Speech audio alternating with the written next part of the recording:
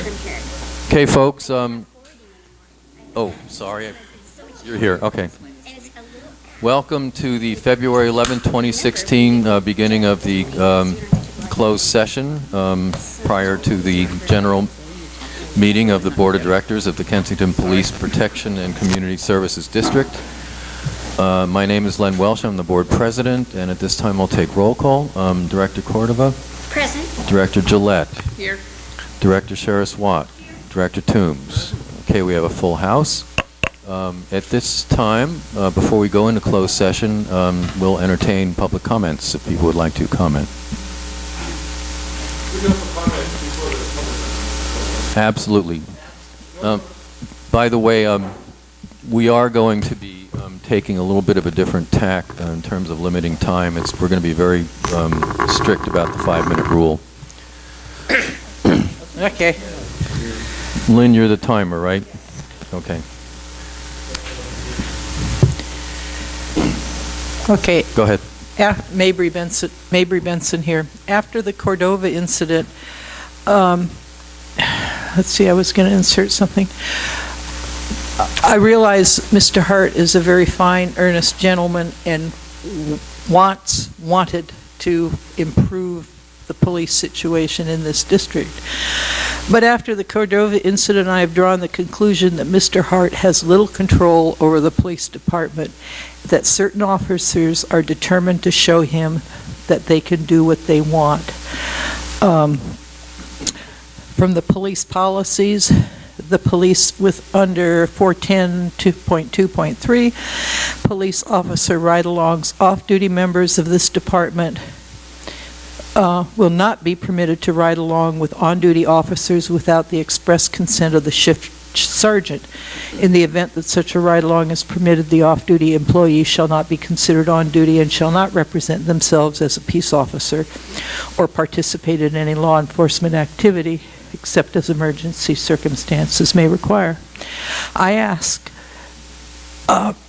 who approved Mr. Barrow to ride along with Mr. Ramos when the Cordova incident occurred? I would like to hear an answer, but I'll wait for that. You're going to have to wait until the report comes out. And I ask what procedures and disciplines are in place in the department to deal with the violations of department policies. And I'm just using this as an example of lack of control over the department. And I think that's relevant to his performance evaluation. Thank you. Thank you. Anybody else? Okay, at this time we will close out and go into closed session.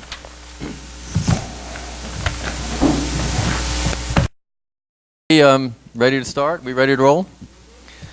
Welcome everybody to the February 11th regular meeting of the Board of Directors of the Kensington Police Protection and Community Services District. My name is Len Welsh. I'm the board president. This time I'll take roll call. Director Cordova? Here. Director Gillette? Here. Director Sheriff Watt? Here. Director Toombs? Here. Okay, we have a full house, and before we get started, I'm going to report out on the closed meeting we just finished. As to item A, we had a conference with counsel on anticipated litigation. We gave counsel guidance, and they will proceed to implement our guidance. On item B, the labor negotiator present was Adam Benson, and no action was taken there. And on item C, no action was taken there. So with that, we enter into the phase of taking public comment. And I do want to say, everybody hear me okay? I just realized I was talking a bit far from the mic. I've been getting a lot of complaints lately about these meetings going on and on and on and on, and most people have left by the time the meeting ends. So I'm going to do my best to hold everybody to the 5-minute comment rule. Lynn's going to be keeping time, and I'm going to, ask you to please be as brief as you can so that we can get through the whole agenda and we don't tire everybody out to the point where they feel they have to leave. So at this time, would anybody like to comment on a matter not on the agenda? Oh, come on up, Carl. I was one of the people who left before the meeting was over last month. And it was unfortunate because management had the 6 months financial report. And I was delighted to see that we have 13 notes on that report. I want to compliment management for putting that. It's been a long time. I've been asking for it. It was there. You mean the notes on the irregularities? On the statements. See, that gives me a chance to look at it and understand it so I can just sit down and keep my mouth shut, which will really help everyone. The second thing I want to say is we have an active finance committee. And I am so happy that we have an active finance committee. We meet regularly. I can remember when what was then being called finance committee would meet in May, put together a temporary budget, come back in June, finalize the budget to take to the board, and then we took 10 months off. And I think it's important that the district has a finance committee, and we have an active one, and I'm happy that we do. I am too. I think it's very helpful to have those meetings, very informative, and a lot of people offer very helpful expertise. A. Stevens Dilk. There was some good news in the flyer that came with the last Bayview bill, although it was not obvious. This is the flyer. We can now officially recycle paper, milk, and fruit cartons, take out pizza boxes, pots, pans, scrap metal, even aerosol cans. And we can finally recycle plastic bags through BV, but still not styrofoam. Plastics are major environmental pollutants because they don't decompose biochemically. They just eventually fracture into smaller pieces that look tasty to fish and other animals. And plastic bags are frequently blowing in the wind. I urge the board to urge Kensington residents to first reduce their use of, then reuse whenever possible, and finally recycle all plastics and other recyclable materials. During discussions of the last Bayview rate hike, it was clear that most residents did not want cans to be left on sidewalks or by the streets.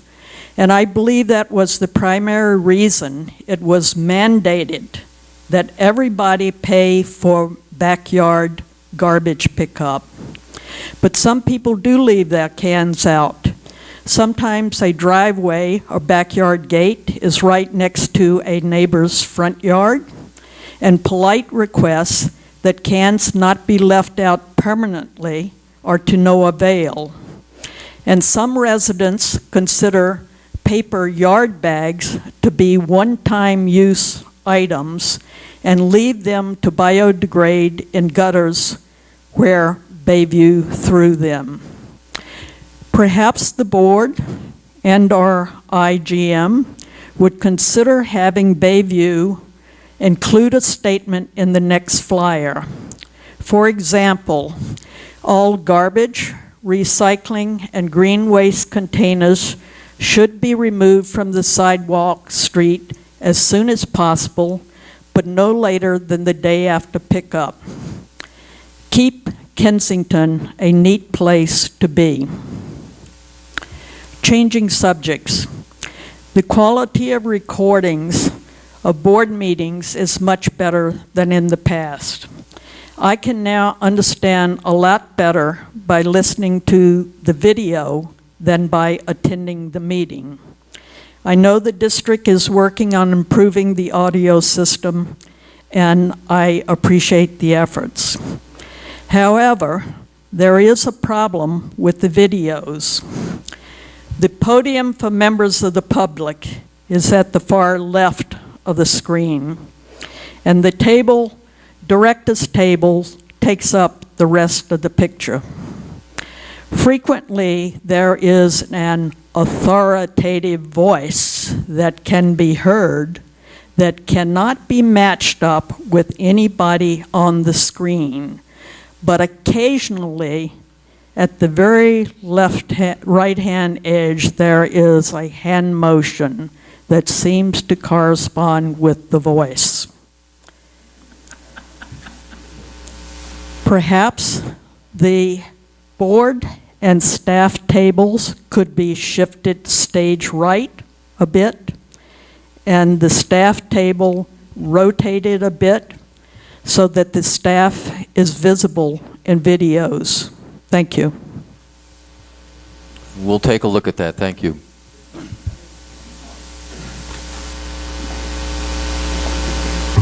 Let's see if I can get on the video here.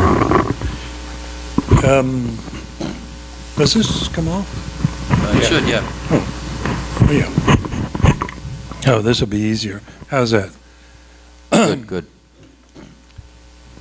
John Gaccioni. Do I need my address? No. Could you spell your last name for me? I don't want to misspell it. Oh, I can. Gaccione.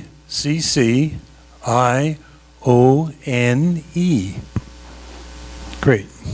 You're welcome. I'm going to read something here. These are my remarks. Let's see. Let's get this out of the way. When Mr. Hart came to Kensington, we invited him to meet with a group of our neighbors to discuss some of their concerns. One of the issues raised was the many troubling stories of the Kensington police misconduct and how it was seen as unacceptable behavior. So it is somewhat painful to again be speaking about the Kensington Police Department misconduct issues. And in addition, to consider that the interim Chief Hart may be lacking the professional skills, needed to manage sensitive personnel matters. For example, at a recent CSDA conference in Monterey, in the presence of General Counsel Randy Riddle, Director Sheriff Watt, and 2 Fire District Board members, Mr. Hart told Director Cordova over dinner that more than one Kensington police officer had recently reported to him the location of her vehicle. The comment was overheard by several people in the room. When she expressed her concern about the inappropriateness of his comments and the action of the officer, Mr. Hart was dismissive of her comments. 8 days later, Director Cordova was pulled over by Kensington Police Department in Berkeley. Rather than remain in the district to manage this escalating crisis of alleged misconduct, Mr. Hart advised Director Cordova not to tell anyone. He again left Kensington for another conference and training, despite the director's concern that she was being targeted by Kensington police officers. As a result, she sought assistance from the district attorney's office, who advised her to file a report with another law enforcement agency. 4 months later, and 1 corrected citation, Mr. Hart continued to refuse to file the fix-it ticket with the court. Instead, he appears to be playing politics with a director who does not support his spending policies. He seems to be using this humiliating experience to suit his own interest and those of his officers. Their due process rights appear to be more important than Director Cordova's constitutional rights. She has installed the front license plate, proven to investigators, constituents, and reporters that she was in full compliance to operate her vehicle. She should be entitled to contest these charges in a courtroom. Instead, she's being strung along as a result of an internal investigation where police are investigating police. No sense. A new interim general manager and chief of police at odds with board members is not a constructive approach to correcting the Kensington Police Department problems. This approach does very little to help bring credibility and build trust. It would certainly seem that Kensington would be better served if Mr. Hart could limit his political maneuvering to the Dublin City Council. So it is for these reasons that I cannot support an extension of Mr. Hart's contract nor his extended benefits. Thank you. I have a hard copy for, you don't have to transcribe what I said. I will furnish a hard copy.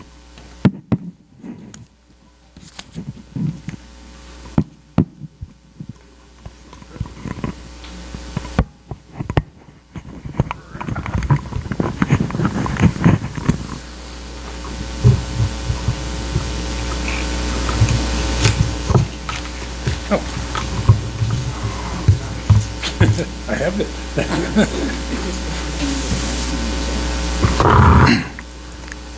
Good evening, Jim Watt.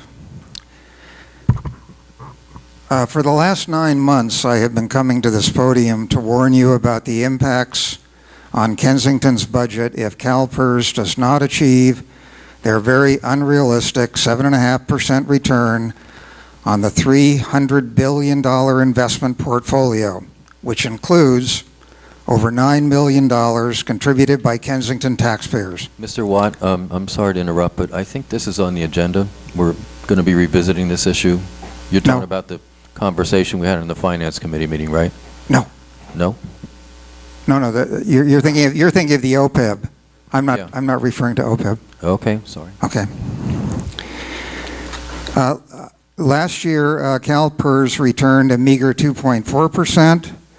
And with almost 8 months completed in this fiscal year, they are presently sitting on a negative 10% return. Do any of you know what a negative 10% return would mean for our future budgets? Well, barring some incredibly strong performance in the following year, it would mean that our combined pension and medical contributions would rise by at least $200,000 a year. Given that we currently run a balanced budget, this means that this added expense will come out of our reserve account, which stands at only $1.1 million. Some of you are probably thinking that there is nothing we can do to protect ourselves against a stock market meltdown, but you are wrong. You can and need to cut costs wherever possible in order to build up our cash reserves. I'm not talking here about what the ad hoc committee is looking at. I'm talking about making major changes in the operation of the police department. I can think of a number of changes that would be worth considering, and I'm sure others can too. Maybe it's time to convene a group to discuss these changes. For example, one cost saving is assessing how many police vehicles we need. About 2 weeks ago, Mr. Jan Bernstein sent the members of the board an email asking questions about vehicle usage based upon data he received for the last 6 months. While he has not received a reply, his questions are appropriate. He noted that over the last 6 months, the total miles driven by 6 officers' vehicles was just 11,000 miles, and 1 car was not driven at all, and 2 were driven less than 900 miles each. Of the 2 motorcycles, 1 was not driven, and the other was put on less than 100 miles. This type of usage clearly did not justify the need to purchase a new vehicle at an estimated cost of $33,000, nor does it justify having so many vehicles in the fleet. This is a good example of why it is time for the board to start asking some tough questions rather than bowing to the wishes of the police department. Thank you.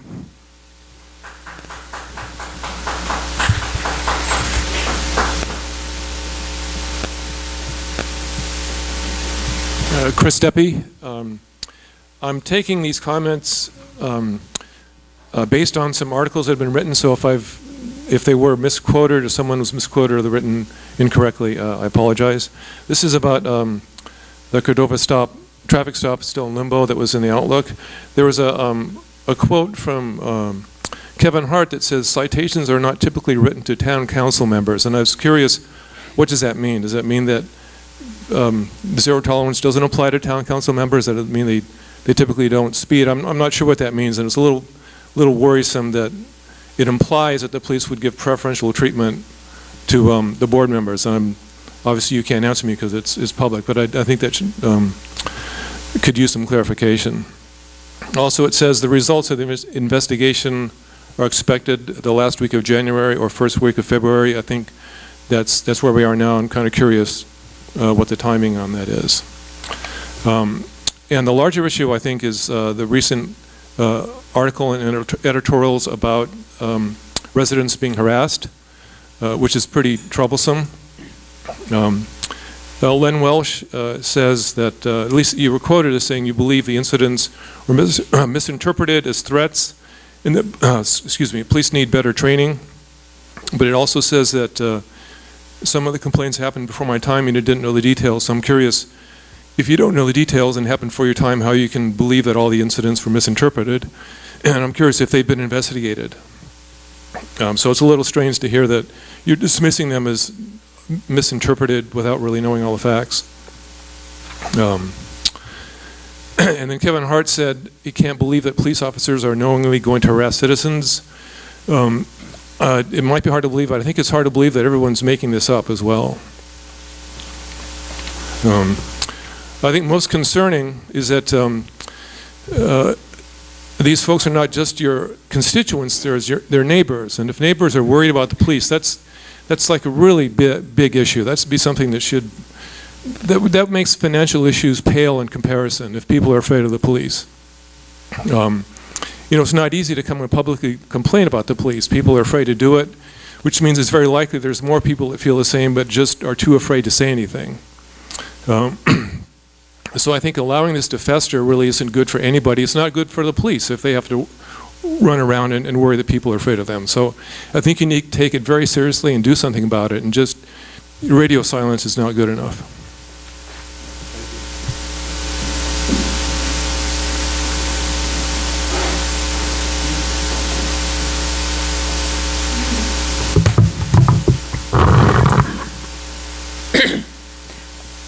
Mabry Benson here. From the Police Policy Manual 410.2.3, Peace Officer Ride-alongs. Off-duty members of this department or any other law enforcement agency will not be permitted to ride along with on-duty officers without the expressed consent of the shift sergeant.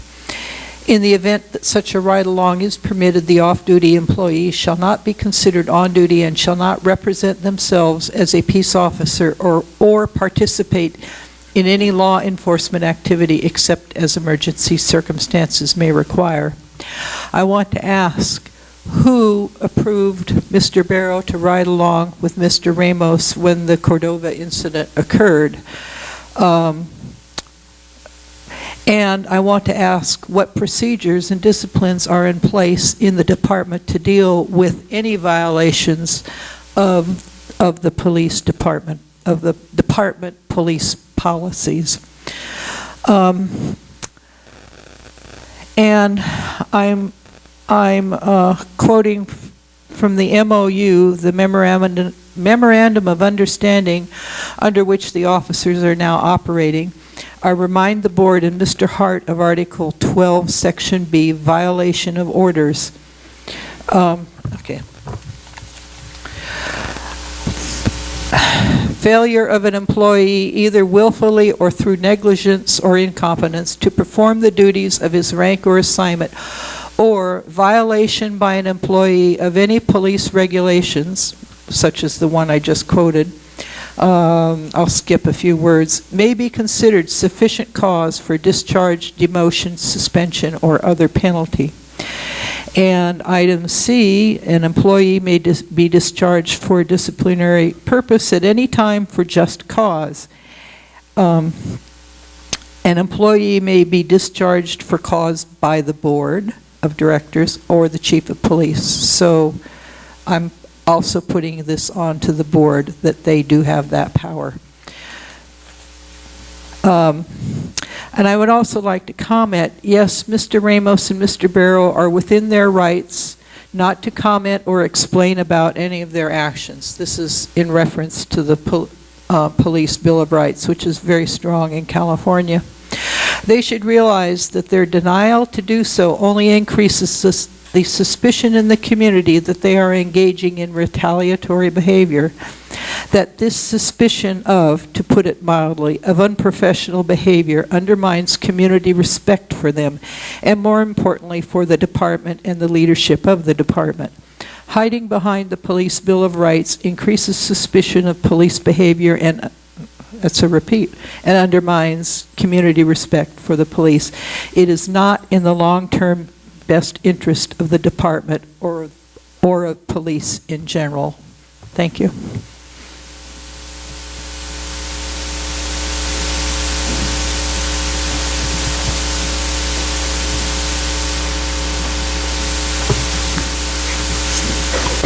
Celia Conkus. I have a question for Mr. Hart, and that is... Can everybody hear? Okay.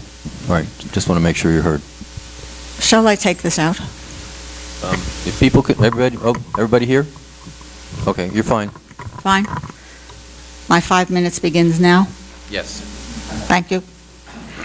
My question for Mr. Hart. Can you estimate the number of citations that have been issued for a car with a missing front license plate issued by Kensington officers inside of Kensington and outside of Kensington? I'm waiting for an answer, please. No, I cannot make that estimate. You cannot I estimate? actually think it's inappropriate. Yeah, Celia. this matter is Yeah. under investigation. There will be an investigative report that will go into issues like that. So why don't you let the investigation proceed? I'm sorry it's late. Richmond's doing it for us. We don't completely control them, but it should be out pretty soon, right, Kevin? I have been walking around Kensington and driving around Kensington, and I notice many cars in Kensington that do not have a front license plate. I'm not suggesting that the police officers go out and uniformly ticket people. Not by any means. My interest is in knowing whether or not the California Vehicle Code was selectively applied in the case of Vanessa Cordova. I also want to know whether or not our officers are routinely enforcing the vehicle code outside of Kensington. Do they not have enough to do in Kensington? I would like to know, and shall submit a PRA request for probably 6 months' worth of evidence that would show me the names of officers who issued citations, the stated reason for the citations, the dates of the citations, and the locations where citations were given.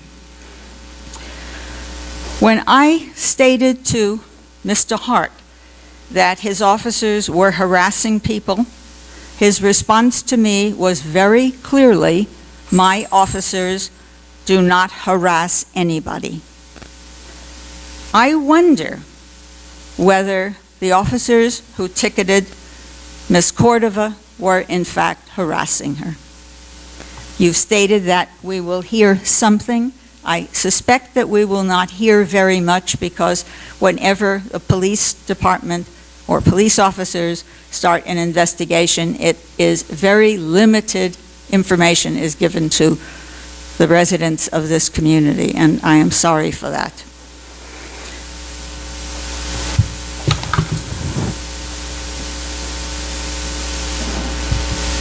Anybody else?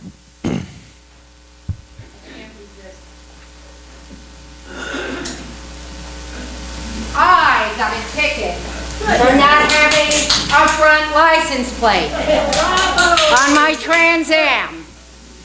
As you know, I have been a director. You're glad I got the ticket, right?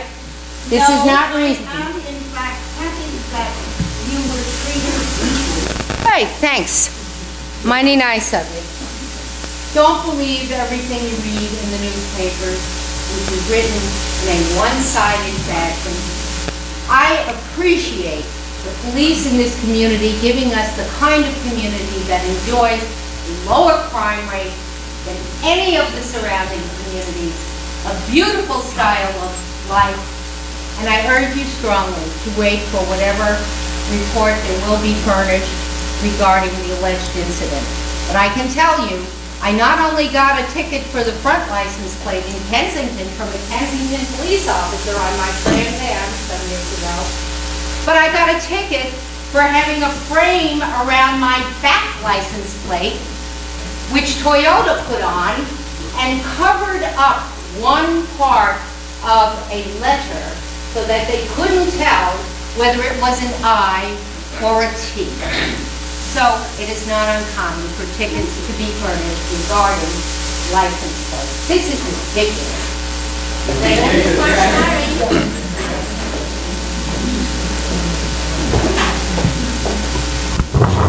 Andrew Gutierrez. I had no intention to speak I think you need to tonight. speak up.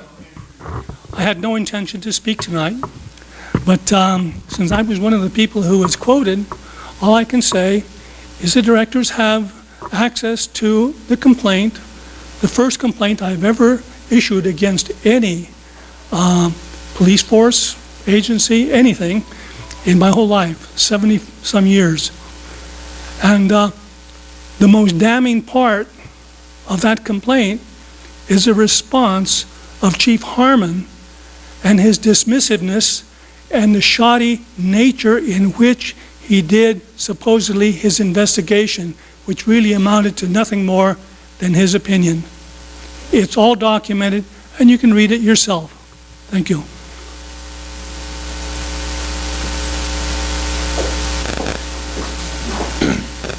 Hi, my name is Tricia Mindell. I also had no intention of speaking tonight, but I just, a couple things I wanted to say. But first, I don't know your name, but thank you for bringing up a Trans Am. I haven't heard of a Trans Am for so long. My mom used to own one when I was a teenager, and I just remember that car, and it was just very funny to think about the Trans Am. Oh, nice to meet you. Okay, so the couple things that I wanted to mention are, first, say thank you to Chief Hart, who came to my house on Tuesday to meet with a group of newer residents, where we wanted to discuss some proactive ideas we had for the community, and also just express some concerns. The reason I wanted to speak up tonight is because a couple of people made comments that I thought I had some relevant information for. Of our new residents group, there was about 20 people who were invited to this event, and of those, a full 3 households, and I've expressed this to Chief Hart, and he definitely expressed to me multiple times his concern over this. 3 of those households, who are families who've been here for 5 years or less, expressed their fear of coming to this meeting at my home, where they've been before many times, because they were afraid of retaliation from the police. And that's just a shame and a real problem for me as someone who's been a beneficiary of the services of the police department, and for all of us. I don't think any of us want this. It's not a good feeling, and it's not a good reputation. So this is important to address, and we talked about ways that we can work on that, and we'll continue to do that. The other thing I wanted to make a comment about, we had this on the agenda and we didn't get to it on Tuesday. But we were talking about the fact that there have been a number of complaints about harassment that have not been substantiated or perhaps haven't been thought of as valid. We have already seen that there are questionable behaviors in ex-Chief Harmon's investigative process. If these complaints were made to Chief Harmon, then our question was, how can we believe the validity of whatever came out of those complaints and base anything that we do today on that? What is the statute of limitations for complaints? Can people who feel like perhaps their complaint wasn't properly heard by this previous police chief? Are they able to talk about them again? These are some questions that people have, and I wanted to bring those up. I think I mentioned it in the email, but I wasn't able to bring it up at the meeting because we had so many other fun things to talk about. So I wanted to put that out there as concerns that people have.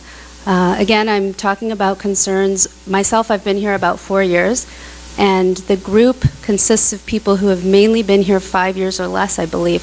And there are a number of people who are also, I have a lot of people that I know who are also not actively involved in the group, but have expressed similar types of concerns to me. And I thought that was important for everybody to know. Thank you. Thank you. Anybody else? Come on up.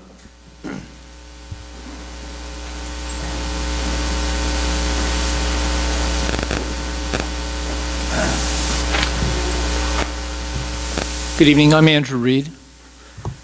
I wanted to just say a couple very short comments. I heard words like wonder and suspicion on the part of a few people earlier in the comment section. I think it's really important that, we're all pretty educated here in this community, that we understand that wonder and suspicion does not equate to reality or guilt. And we talked about due process. It seems like we're getting ahead here. We're not letting certain things take due process, and we're making judgment.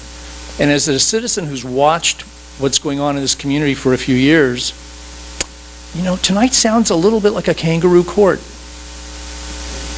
And I think that that's really a shame.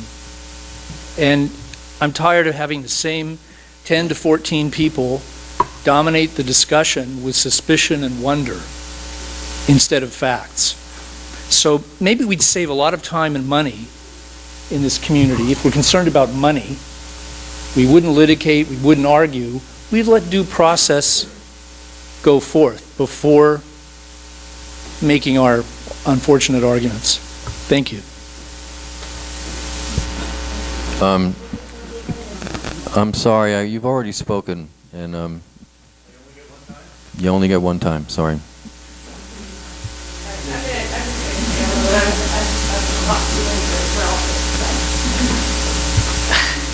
Yeah, what about due process? What about due process with the investigation of Sergeant Barrow's conduct in Reno? That didn't work out very well, did it? So, as a new resident, I'm unhappy. My name is Andrea Lingenfelter. Hi, Lynn, sorry, Andrea Lingenfelter. Maybe you could spell your last name? Lingenfelter. Thank you. I'm a new resident. You've never heard from me before. I don't like being bawled out by somebody for not being a thinker. I just want to say that, it's been a year since the story about Reno came out, and we had to read about it in the newspaper. And it just, it doesn't look good, and I'm really disappointed with how that non-investigation went. I feel that it could have been prevented. I think we deserved a better investigation. We didn't get a good investigation. I know that Interim Chief Hart is doing his best to create a healthier culture.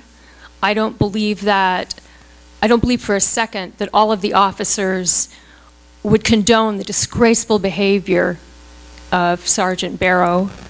And yet here we are a year later, he's still on the force, and it does undermine the public trust. So never mind wondering, never mind suspicion, it's a fact. We have a lawbreaker, and he's still on the force. He's negotiating the salary benefits. He's the union rep. How that affects the public trust. It undermines public trust. And it undermines the public trust in the people that let it happen under their noses. And, I'd like to be protected. I feel that our officers have a great deal of protection. And, for officers who are conscientious, I think those protections are entirely warranted. It's entirely appropriate. But things are not right yet. And I'm just, so That's all I want to say. Things are not right, and something still needs to be done. I don't believe that we've exhausted the lawful remedies for this situation, and I am calling on you to come up with something. Put your heads together. Thank you.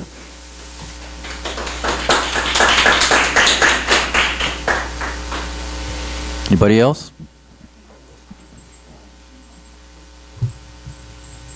My name is Ron Weiselman, and I believe it was the day that Ms. Cordova was pulled over.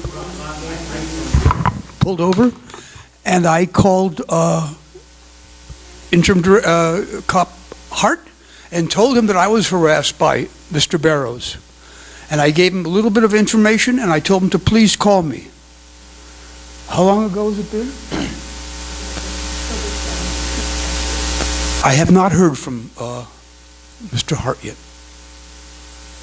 It was on your voicemail.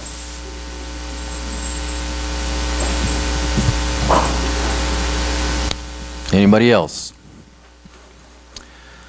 Okay, we turn now to board member comments. Anybody like to go first? I'll go first, actually. Okay. Can you folks hear me okay? I guess you can. We had a Finance Committee meeting on February 1st, and many of the topics we discussed at that meeting are on tonight's agenda, but I just wanted to go through them very quickly. One of the issues talks about a windfall of cash and how we want to spend it. That's on tonight. We discussed a budget reserve policy, and the committee would like to notify the board it wishes to form a subcommittee of 5 people, and that's on the agenda tonight. We discussed the actuarial study for OPEB benefits. There was a request made that we actually put money into the trust fund over and above. The committee couldn't come to a decision because it was deadlocked. That's on the agenda tonight, so we'll see how that goes. And we also talked about the cost of extending the interim general manager, chief of police contract by 3 months. The consensus, both of our consultants and of the committee, was there was no financial cost because the salary in the budget baked into it dealt with a year-long budget, so it's the same salary, the same benefits, everything stays the same, so there's no additional cost other than the cost of having an interim GM, chief of police. So that's a quick summary of what the Finance Committee spoke about. I can't let the meeting go without talking about both Mr. Peel and Mr. Borenstein, and I really took exception to the quality of the reporting that was done there. I really think that if you're going to make those kind of allegations, you better have some facts behind you, and I was just woefully unprepared for the lack of real hardcore information. The facts we're dealing with on one investigation are before an outside investigative committee, and I prefer to let that process run its course. That is due process, both for the person who was allegedly harmed and for the people who allegedly caused the harm. And I'm a firm believer in due process. So if anybody ever has a complaint about the police, you gotta tell the chief so he can deal with it. Sitting on it and coming back 5 years later does nobody any good. We can't take action against the offending officer if there's merits to your complaint.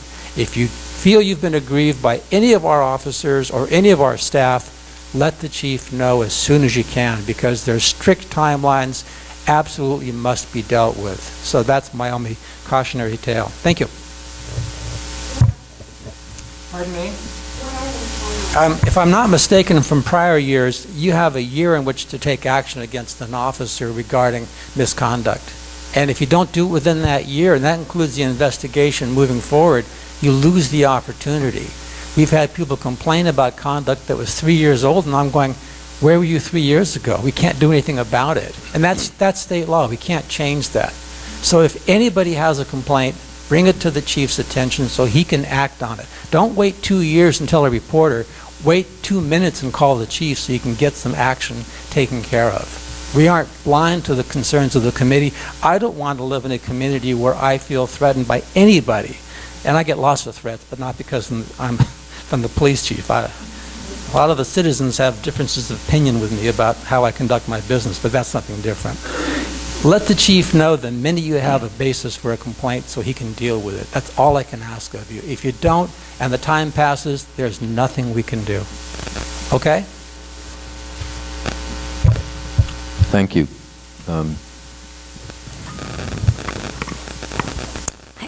There we go. As I've mentioned before, I sit on the Formation and Reorganization Expert Working Group of the California Special Districts Association. It's a group of fiduciaries of special districts statewide who convene and discuss issues related to the dissolution and formation of special districts such as ours. The working group has been examining amendment to the current government code, section 56877. And this relates to us, and I don't know if Dr. Spath is here. Oh, there you are. Thank He's you. Here. Yep. This may be of interest to your committee, but as you probably have read in the paper, due to the water crisis, many underperforming water districts are being forced to consolidate with larger water districts. There is also a trend statewide of sort of this rogue annexation by cities of special districts or unincorporated areas. And currently, LAFCO has a process where you require 25, whether it goes to the electorate for a vote, or it goes through something called a protest proceeding process. And the CSDA working group, along with other special interest organizations representing the interests of local government, have supported very interesting language that I think is relative, and I'm just going to read it. The proposed change is to add to Government Code Section 56878, I need my glasses, I'm sorry, to specify that when a change of organization or a reorganization of a special district involves the dissolution of a district, and the governing board of the district proposed to be dissolved submits a resolution of objection, the LAFCO Commission may determine as a condition of approval of dissolution that the change of organization or reorganization shall be subject to a confirmation by the votes in an election to be held and conducted within the territory of the district that is subject to dissolution. And that impacts your research on the feasibility of consolidation between the fire district, who is not underperforming, and our district. That's just enough. Is that a bill that is gotten to the point of having a bill number? It doesn't have a number. I'll keep you posted on that, but it has received statewide support for the matters that I mentioned involving water and then annexation by cities. No one representing special districts is taking dissolution lightly right now. Thank you. Anything else? Nope. Rochelle?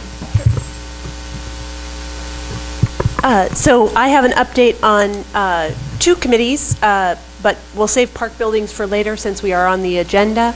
Last night I had the pleasure of attending the Fire Board's monthly meeting, and I am the newly appointed Public Safety Building Committee Coordinator, and they are beginning a needs assessment concerning our public safety building, and they have generously agreed to include us in their needs assessment. So big thanks to them and as we move forward, as they move forward, and thank you for considering us. I very much appreciate it.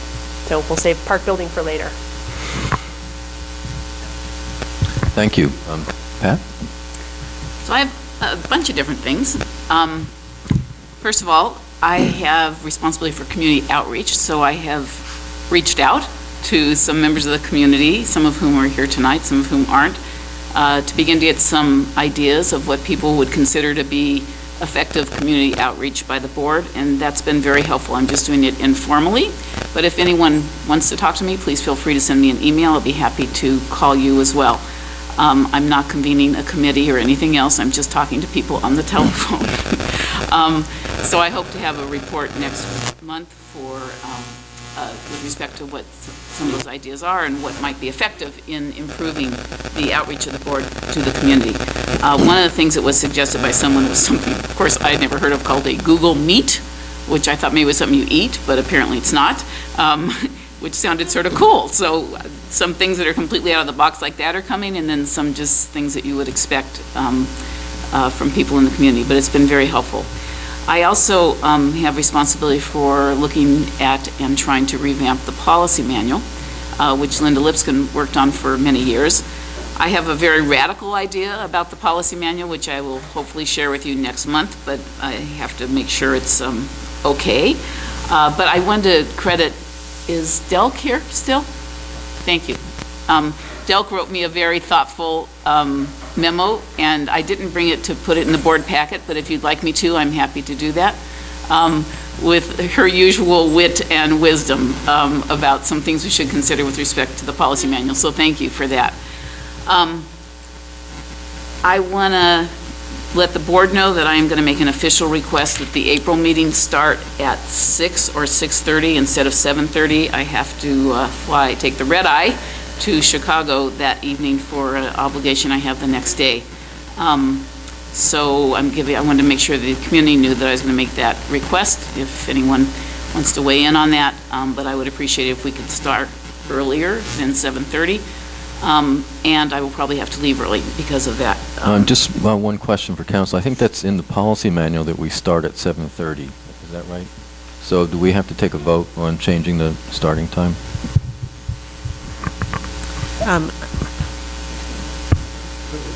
Hello? Can you hear me? Okay. I think that if you have a policy that does that, if the council is inclined to do it, it would probably be a good idea for you to poll the council to make that determination. But that, you have another meeting.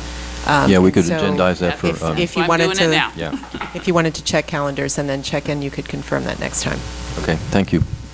Okay, and if not, I'm happy to leave the meeting at 9 no matter what, and catch my red eye, which will be a most entertaining flight. And then I want to make, sort of echo some of the things that Chuck said. I was disappointed but not shocked by the information that appeared in the Contra Costa Times, as I was not surprised by the information that appeared in the Contra Costa Times. My experience with both reporters for that paper and with numerous reporters is that you don't often get exactly what you're looking for in terms of in-depth reporting or accurate reporting. So the only thing I would say is I would hope and echo what Chuck said, that everyone will keep an open mind and not condemn anyone or praise anyone without knowing all of the facts.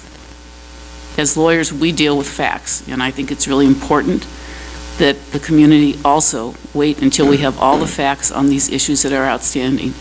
Mr. Deppie, if you read the interim chief general manager's report, he's indicated that he has begun an inquiry into the things that were stated in the article.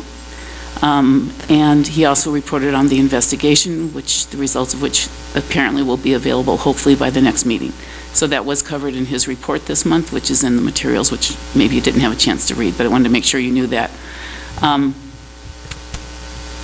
I continue to be concerned about our community and our rush to judgment about certain things. I will say, in response to our new residents, I've lived here for 38 years.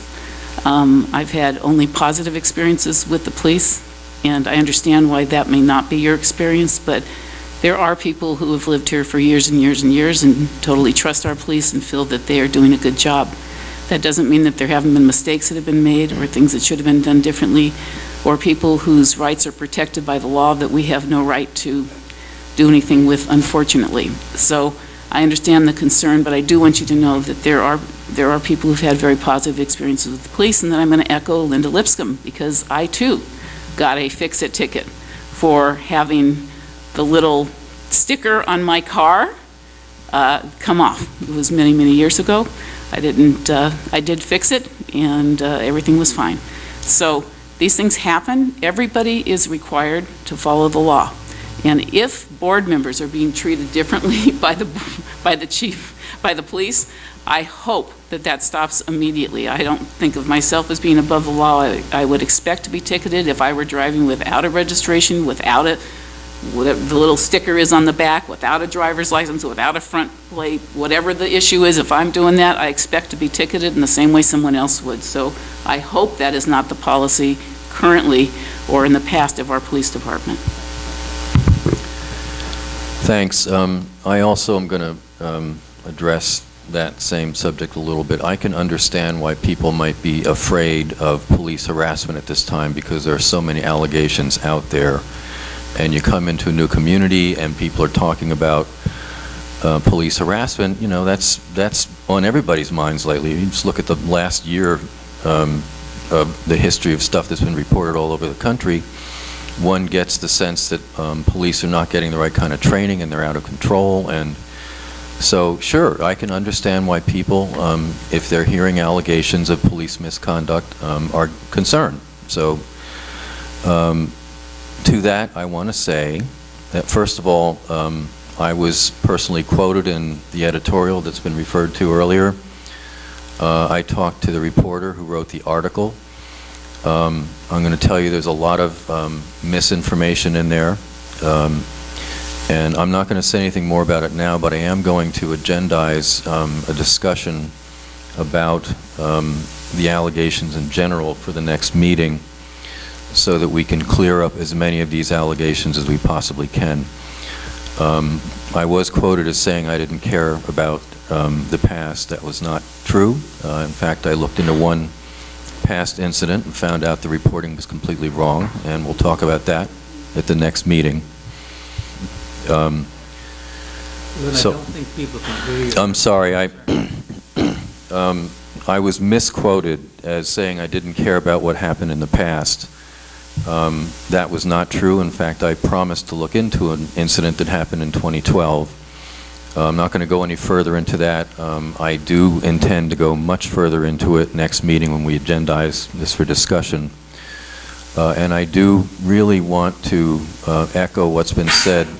Let the process work. We'll get an objective report from the City of Richmond. Has no skin in the game as to what's been going on in Kensington, so we'll hear from them. There are other incidents that we've heard about being alleged that were supposedly reported upon in those articles in the Cocoa Times. We'll get into those next week and get as full an explanation of those incidents as we possibly can. The only other thing I want to say is that I attended the memorial service for Tony Lloyd at the end of January at the church right across the street here. It was a wonderful service. Tony Lloyd, for those who are new, is a former board member who served right up until the very end. He had lots of things wrong with him. He died in the ICU. But I'm telling you, even though he was feeling rotten, he was coming to meetings right up until the very end. I heard amazing stories from his friends and from his family about the things he'd done in his life I knew nothing about, being a member of what they called the Blues Daddies Band, and his love for music, his introduction of his daughters to music. And I'm telling you, I was brought to tears. I was crying like a baby. I was embarrassed. I had to put my glasses on to try and hide them. It was a wonderful service, and so I just wanted to mention that and thank the church for doing such a wonderful job of holding that service and getting the full story out about that amazing man's life. So with that, I guess we go to staff comments. Yes, sir. Just a couple things to reiterate pursuant to my general manager's report that's in the packet. Officer Wilkins and I went to a safety briefing in San Pablo where we learned what their process is and what they have capabilities of for automated license plate readers of all vehicles coming and going of San Pablo. So if you go into San Pablo, your license plate will be ran automatically by this system. It's also followed up by what they call situational awareness cameras, which will highlight the vehicle itself. These readers will only capture the license plate. The significance of this is that we have very unique community where it may be something that the board would be interested in reviewing based on some of the geographical factors that we have. San Pablo contributes 5 homicides being solved as a result of these cameras. Piedmont has it. I believe that El Cerrito is considering it, and I know that San Pablo has it as well. So it's something to consider, and more to follow up on that. That may be something we do in conjunction with my traffic plan that I want to try to bring back next month is my plan to do that. As mentioned also, the FBI is accepting applications for 2016, the FBI Teen Academy. This is just a one-day thing. I believe it's in the same week as recess for anyone under the age of 18 that would be interested in learning what the FBI does.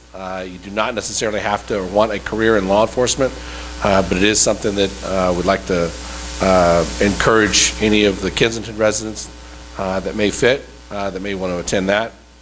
Something I think is very, very cool, for lack of better words, and that's a text 911.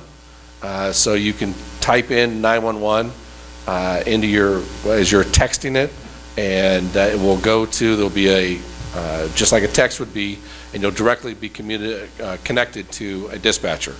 So if you need something, fire, police, ambulance, all right, you can text it if you can't call it. Ideally, it's always a preferred method to use to call, but this is kind of the first that Kensington has had, and Richmond is kind of rolling it out as well.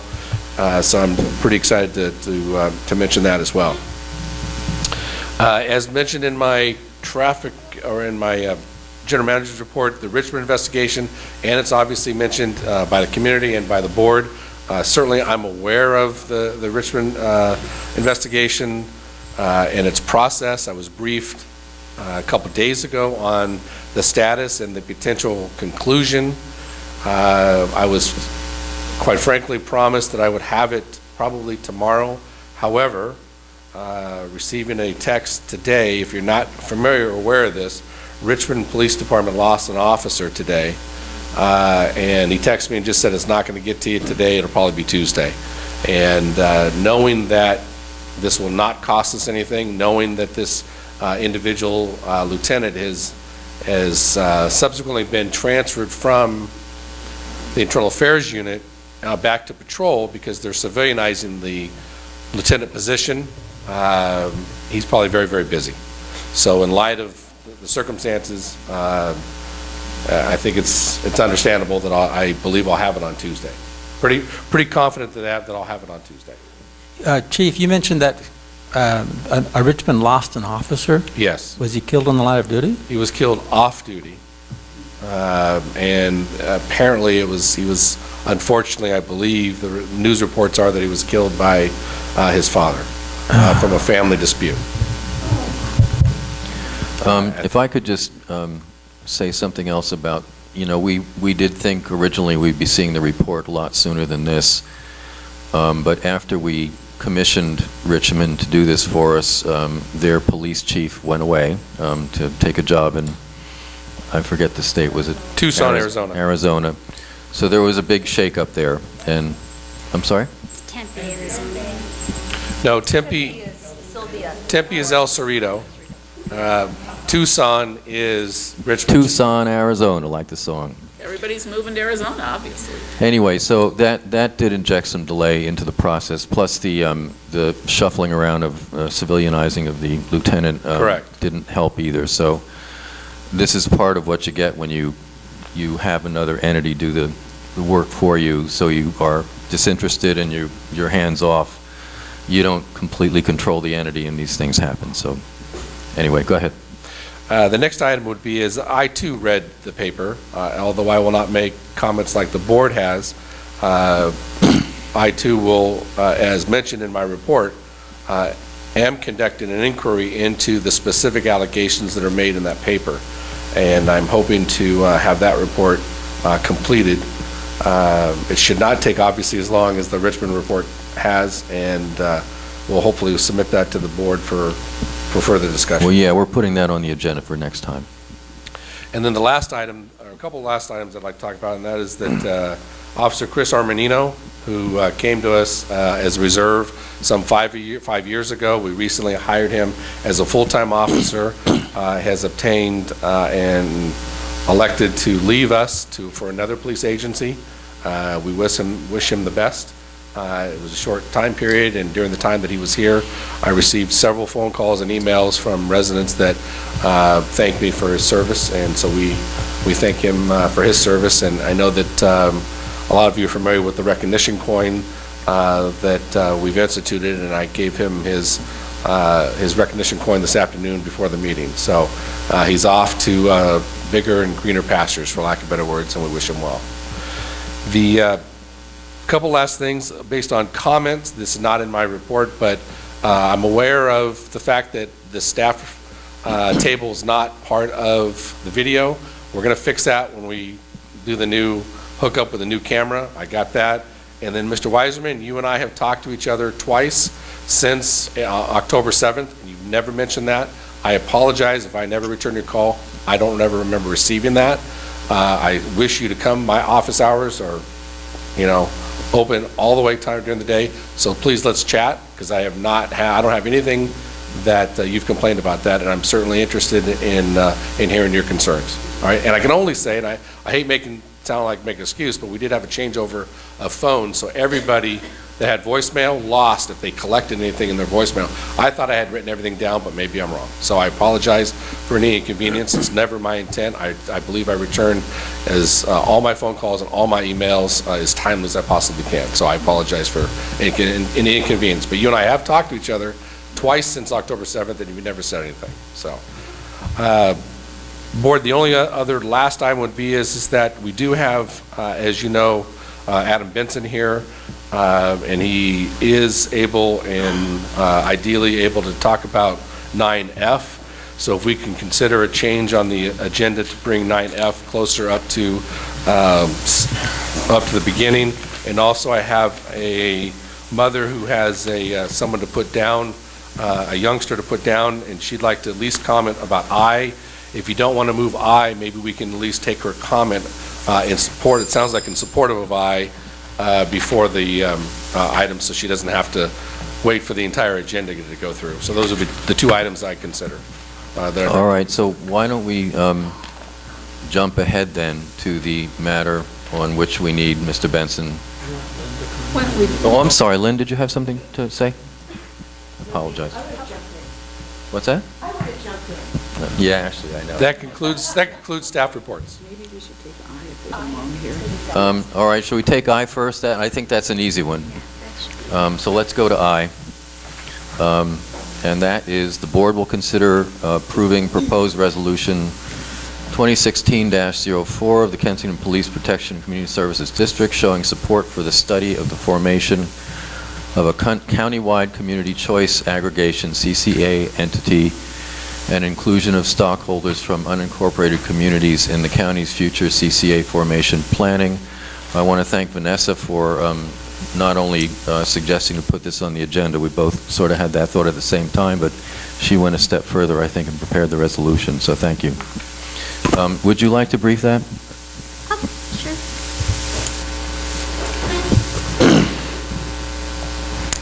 For those of you who are not familiar with community choice energy, it's also known as community choice aggregation, and it's effectively a pooling of consumer electricity demand within a specific region and providing the consumer a choice of provider, utility provider, often at a lower cost. 9 of the Bay Area counties are either engaged in a CCA, community choice aggregation model, or are investigating whether or not it's feasible in their area. We are a straggler, Contra Costa County. We're late to the game a little bit, and for those of you who remember the cell phone tower issue, We have a lot of challenges as an unincorporated area, and often we don't have a seat at the table because we don't have a city council. And I think we saw with the cell phone tower issue that we were brought in after the train had left the station. And part of my motivation for this is not to really advance community choice as a policy. I don't think that's, under our purview per se, but I do think it's important to demonstrate our support for the county's further investigation into the feasibility of consumer choice in our area, and that the unincorporated areas like Kensington have a seat at the table if we do hit the planning phase for CCA. And all this resolution does is voice that support for further investigation, as well as encourage the County Board of Supervisors to include stakeholders from unincorporated areas if they intend to plan the implementation of community choice. Any board comment on that? I want to thank the Kensington Green Group who brought in speakers and invited the community concerning community choice. I know that on February 29th, John Joya, Candace Anderson will be meeting and discussing this issue. And I think that the Green Group will be posting where and when you can go. I don't want to step on any toes, so I'll let the public speak.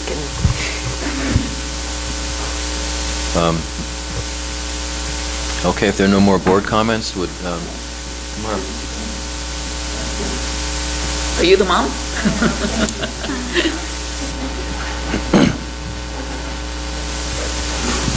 Good evening. My name is Richard Freeman, and I'm proxy for my partner, Shoshana Wexler, who extends her apologies. She could not be here tonight. She is a member of the Kensington Green newly formed group that is interested in promoting community choice aggregation for Kensington. I'm going to read her statement on her behalf. I want to thank Vanessa Cordova and Len Welsh for sponsoring this timely resolution. The community choice energy train is leaving the station, and it is hugely important that Kensington be on it. 16 cities in Contra Costa County have expressed support for a community choice energy feasibility study, and many of them have made significant financial commitments to see it go forward. The final decision whether or not to proceed will be made by the Internal Operations Committee of the Board of Supervisors on February 29th. This is the perfect time to signal Kensington's interest in participating in the feasibility study and in the inclusion of unincorporated communities in county-wide planning. I hope you will vote yes. Thank you. Thank you. Anybody else?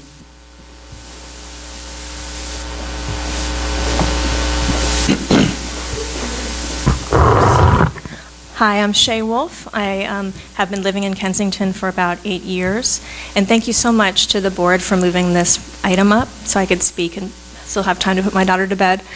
I am also I'm a scientist, and I work on climate change issues. I read studies on the impacts of global warming daily and think about the impacts of climate change on our communities and future generations, including my daughter and our children and grandchildren.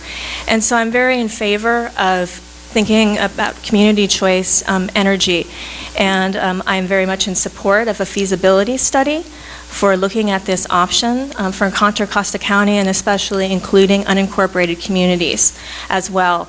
I believe that Sonoma County and Marin County already have very successful community choice energy programs, and those programs actually provide energy at rates that are less expensive than what PG&E are providing to those communities. And especially importantly, as you pointed out, that these types of programs give the consumer this community choice. They give the community a choice about the energy mix that they pick. And as in a time when we really need to be moving away from fossil fuels and toward renewable energy because of climate change. It's really important that our community gets a choice in the type of energy mix that we want to pick for our homes. There are opt-out options. There are options to have certain mixes of renewable energies and renewable energy and consumer choice programs. I think it's a really important thing for the community and community members to have some control and decision-making power over. It's such an important issue of our time, where energy comes from and the consequences of our energy.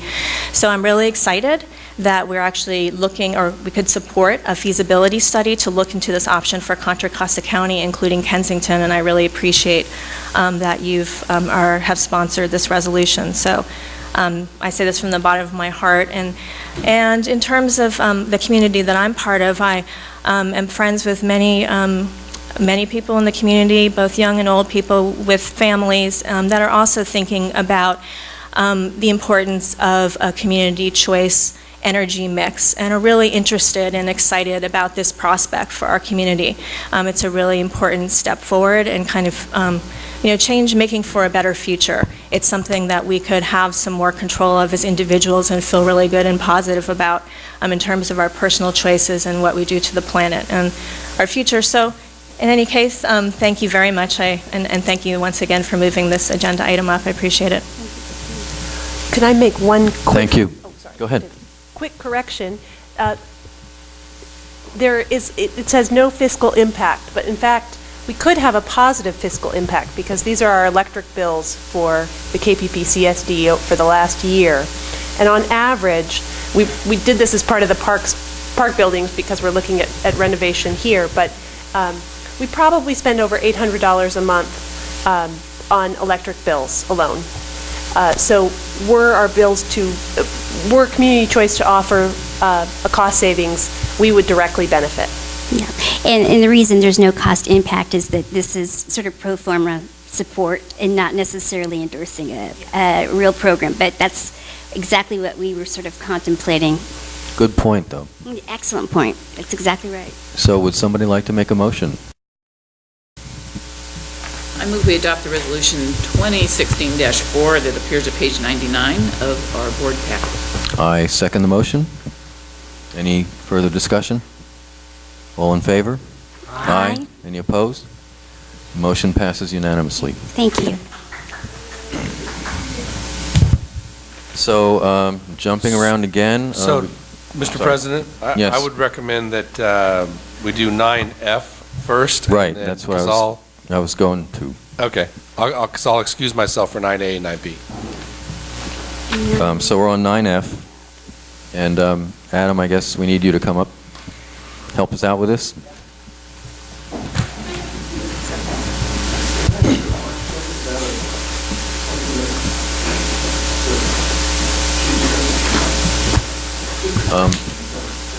No, we had a, if it's not on the agenda, if you're not addressing an agenda item, no. If you want to stay to the end of the meeting, go ahead. Okay. All right, starting with 9F. I'm sorry, what page is that? Thank you. Is that better? Okay. So as Chuck alluded to, I met with the Finance Committee last week, and we had a very healthy discussion about the district's OPEB valuation report. And although the committee was deadlocked 5-5 on the recommended action, the motion that the committee was facing, it was a very, in my mind, a very productive discussion. And it's a discussion under which, no one is really wrong, no one's really right, but it is a discussion about what your priorities are, what you place emphasis on.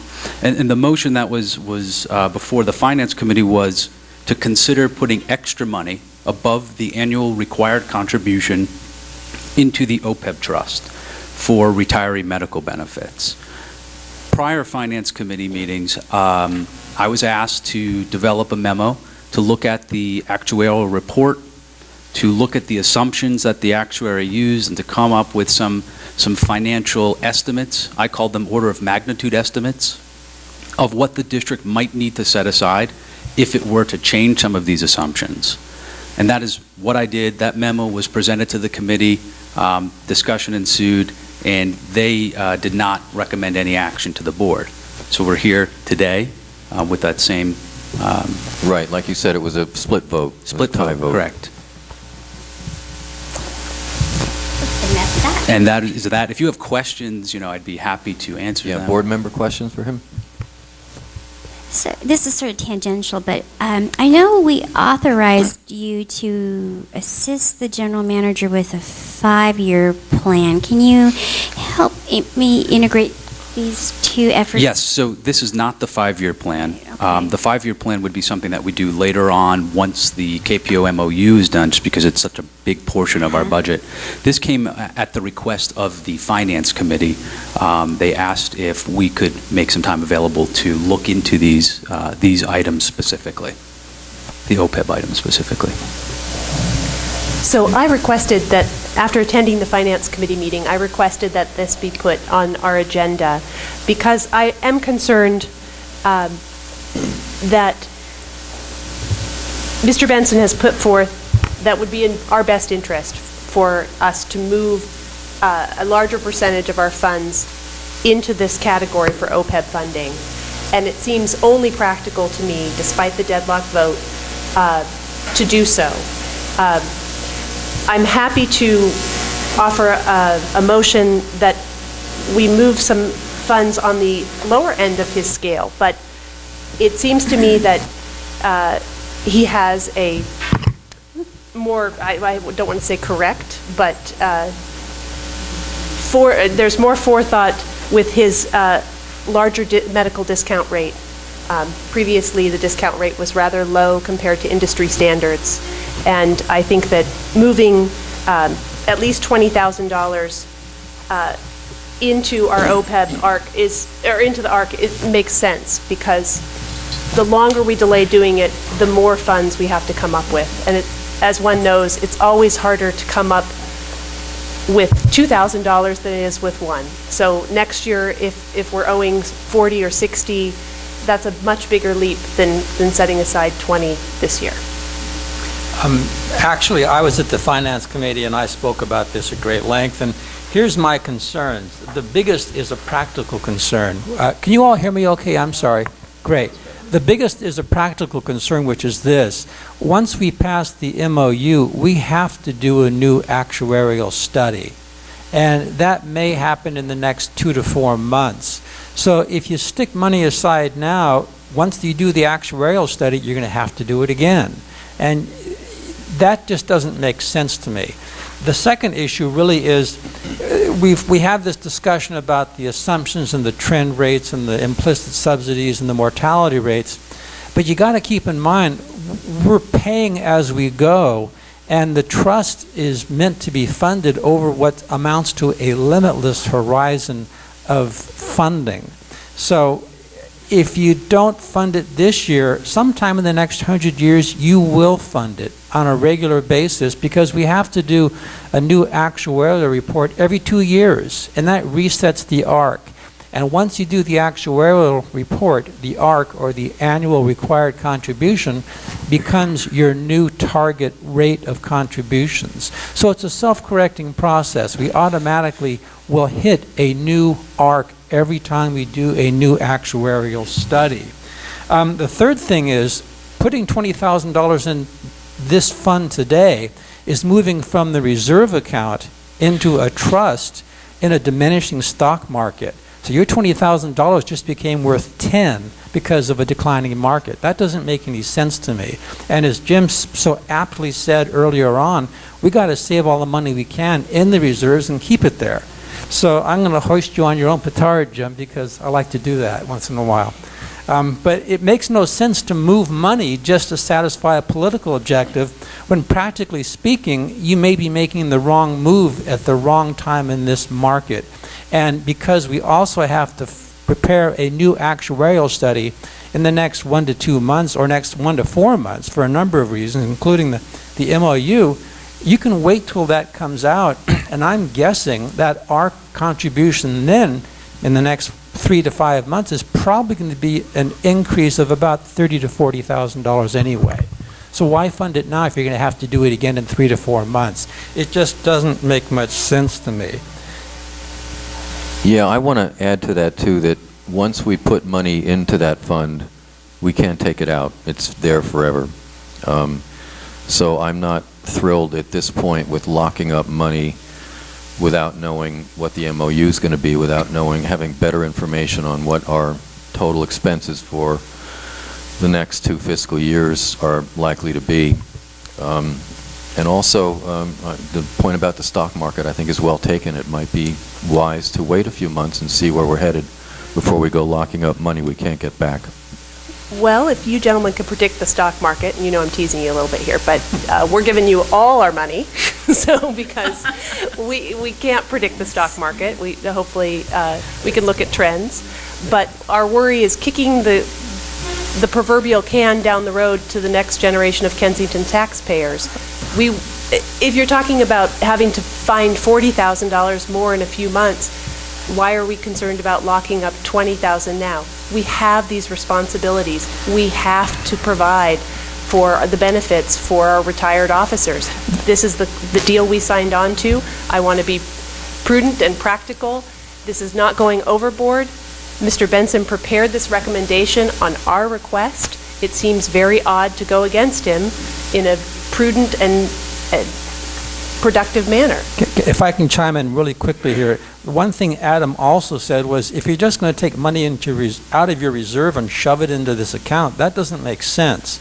If you want to take operating income and fund it, that's fine, but no one's told me where you're going to take the money out of to fund this contribution. And I think that's important. That's a committee decision for the Finance Committee to decide what other program they're going to cut down. But taking it from your reserve and sticking it in this account where it's irrevocably assigned forever, I don't think that's prudent right now unless you have a good reason. And there's one other thing, and Adam, I can't tell it half as good as you, but could you tell your story about actuarials and their assumption? There's a great joke Adam has that I think is really timely here. What's that? Did we lose you? I'm not. Well, if you've heard it, that's great. I think it is because it tells you something about actuaries and their ability to forecast. It does. The joke. Suspense is killing me. It's really such a bad joke too. If I tell it now, it's going to fall real flat. It's going to fall real flat. Then don't tell it as a joke. Just tell it as a reality. Let me just tell you the point. The point is that actuaries use broad assumptions and they give you ranges, and no two actuaries would come back with exactly the same number because those assumptions will vary. That's really the issue that we're dealing with. They're almost as bad as lawyers, right? That's right. That's right. So, but you're right. I mean, the discussion that the committee had. That was a joke. That was a joke. Not funny. It's well, not a. We do have a sense Finance of humor people. about that. Can you talk about what actuaries, the process actuaries go through to become actuaries, and just briefly, Oh, come on. But that's a great deal of training that they have. Oh, absolutely. It's absolutely. And just to be clear, I'm not an actuary. You know, I'm a finance professional, and I applied financial concepts to this, and I've worked with a number of actuaries, and I work in the field of benefits, in medical benefits and healthcare benefits and in labor relations. So that's my involvement here. Our objective and the question that I was specifically asked to address by the Finance Committee is, what is an order of magnitude estimate if we were to change some of these assumptions that the actuary has put into his or her analysis? And they base their analysis on their prediction of future events as of today. And that includes the medical trend rate. How much is healthcare going to grow? How much are premiums going to grow year over year? And what are they going to look like in 10 years, in 20 years? Something that's very difficult to predict. They're trying to predict what the stock market is going to do. Very volatile over the last several months. Hard to predict what it's going to look like over a long-term period. So they use a long-range average. They look at different issues in actual standards of practice. ASOP 6, which deals with the implicit subsidy.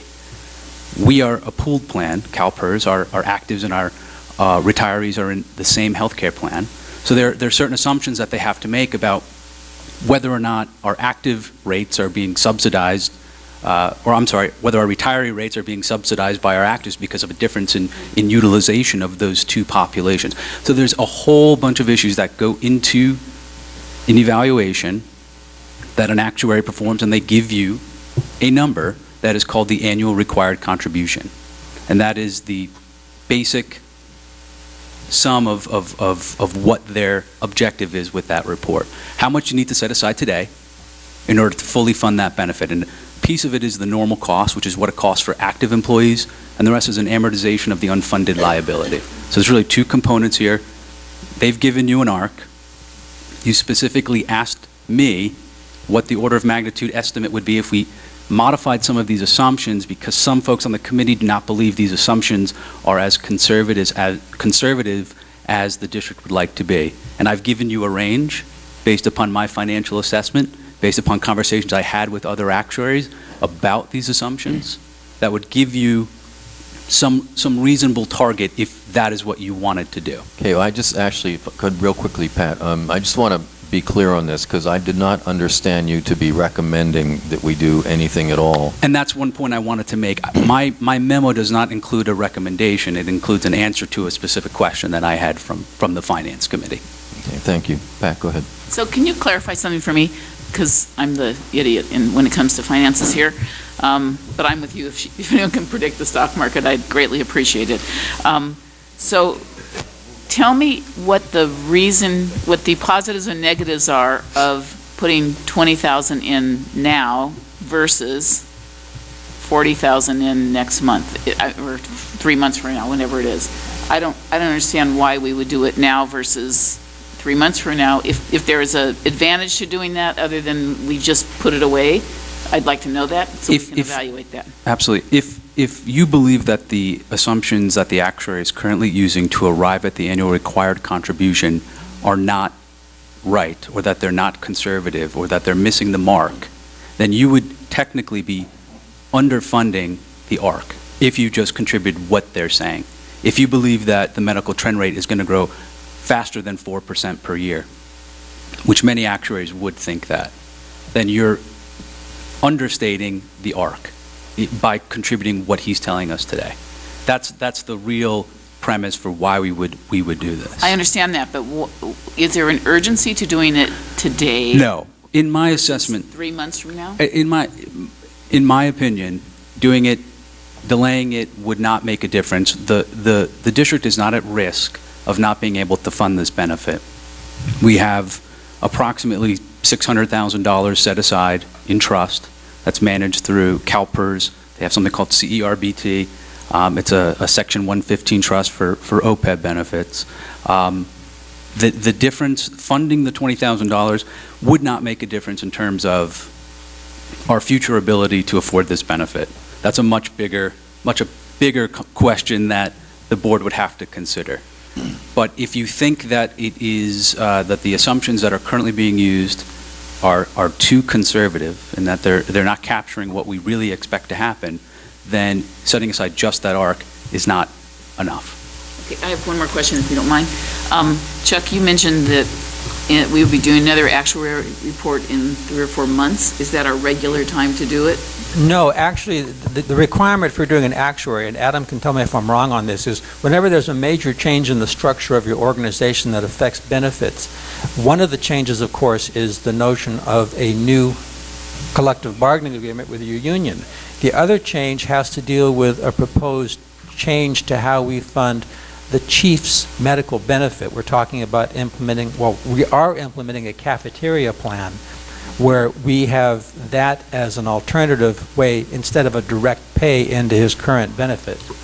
Both of those are reasons that would engender having to do a new actuary. Normally you do an actuary every 2 years, okay? But when you have these structural changes in the organization, a new MOU or the chief's cafeteria plan, and you start funding that, those are both reasons where you'd have to do it.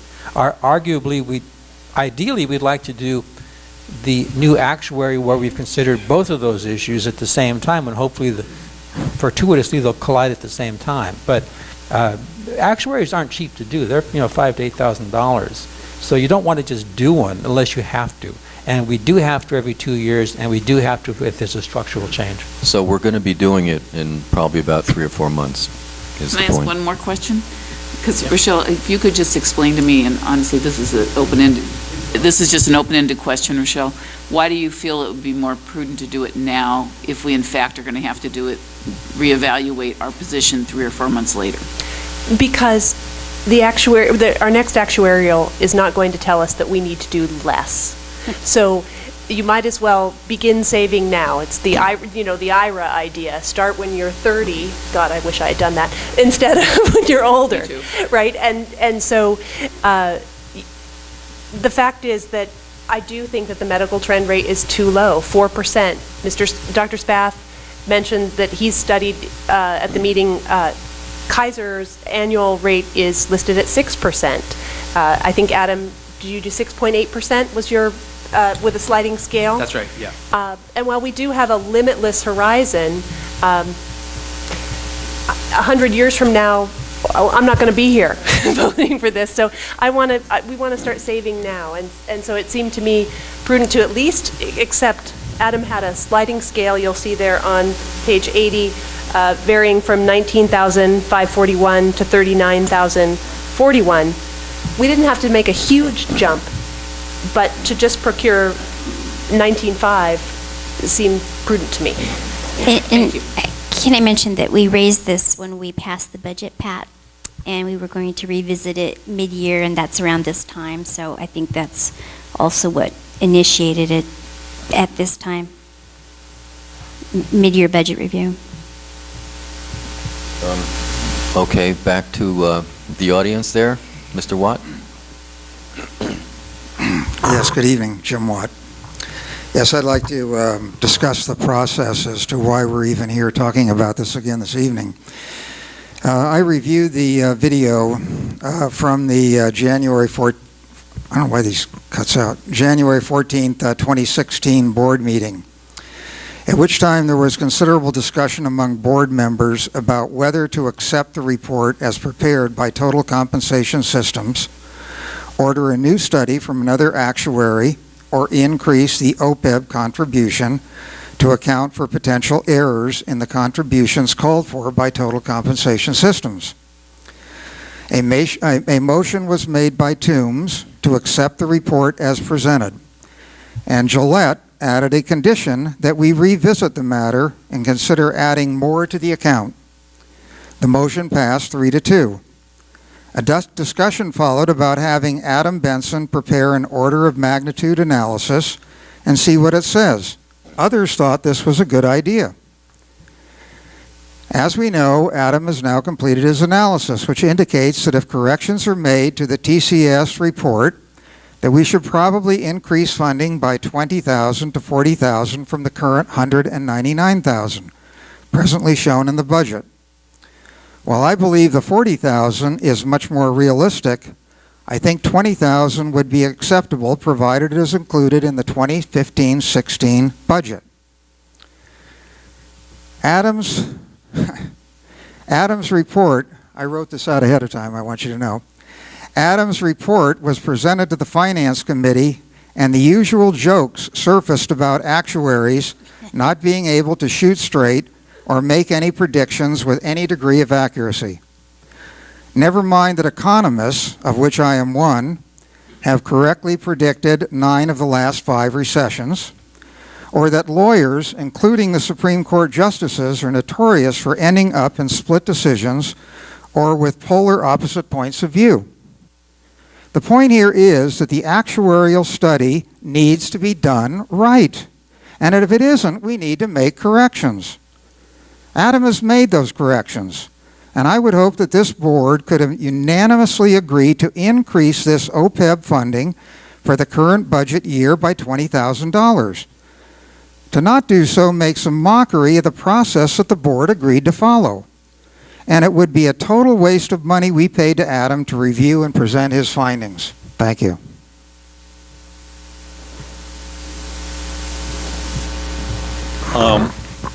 I have the opposite view on this. in December, the actual report came to the Finance Committee, and we knew that we had a problem. And you need to know that I appreciate the work that Jim Watt does. And I'm up here in part to challenge our friendship to see how far it'll go. I really do appreciate, he does a lot of work. But we don't really know what the problem, we know there's a problem, but we don't know how much of a problem we have. So the Finance Committee in December asked the board, rather than not knowing what, to have Adam look at the numbers and come back with the numbers. Now, the board talked for a long time, was willing to spend another $5,000, still not knowing what was going to happen. I was so disgusted, I walked out. So I was the maker of the motion in January. My motion said that we understand we have a problem. We don't know how big the problem is. What we need to do is, we need to be aware of it, and then once we have a contract with our officers, then we have a better idea what's going on. That's one of the things. Chuck took most of the arguments I had and spoke about them. The second thing is, I am delighted we have an active Finance Committee, and you as a board need to use us and listen to us. And if you don't want to do this, then don't have a Finance Committee.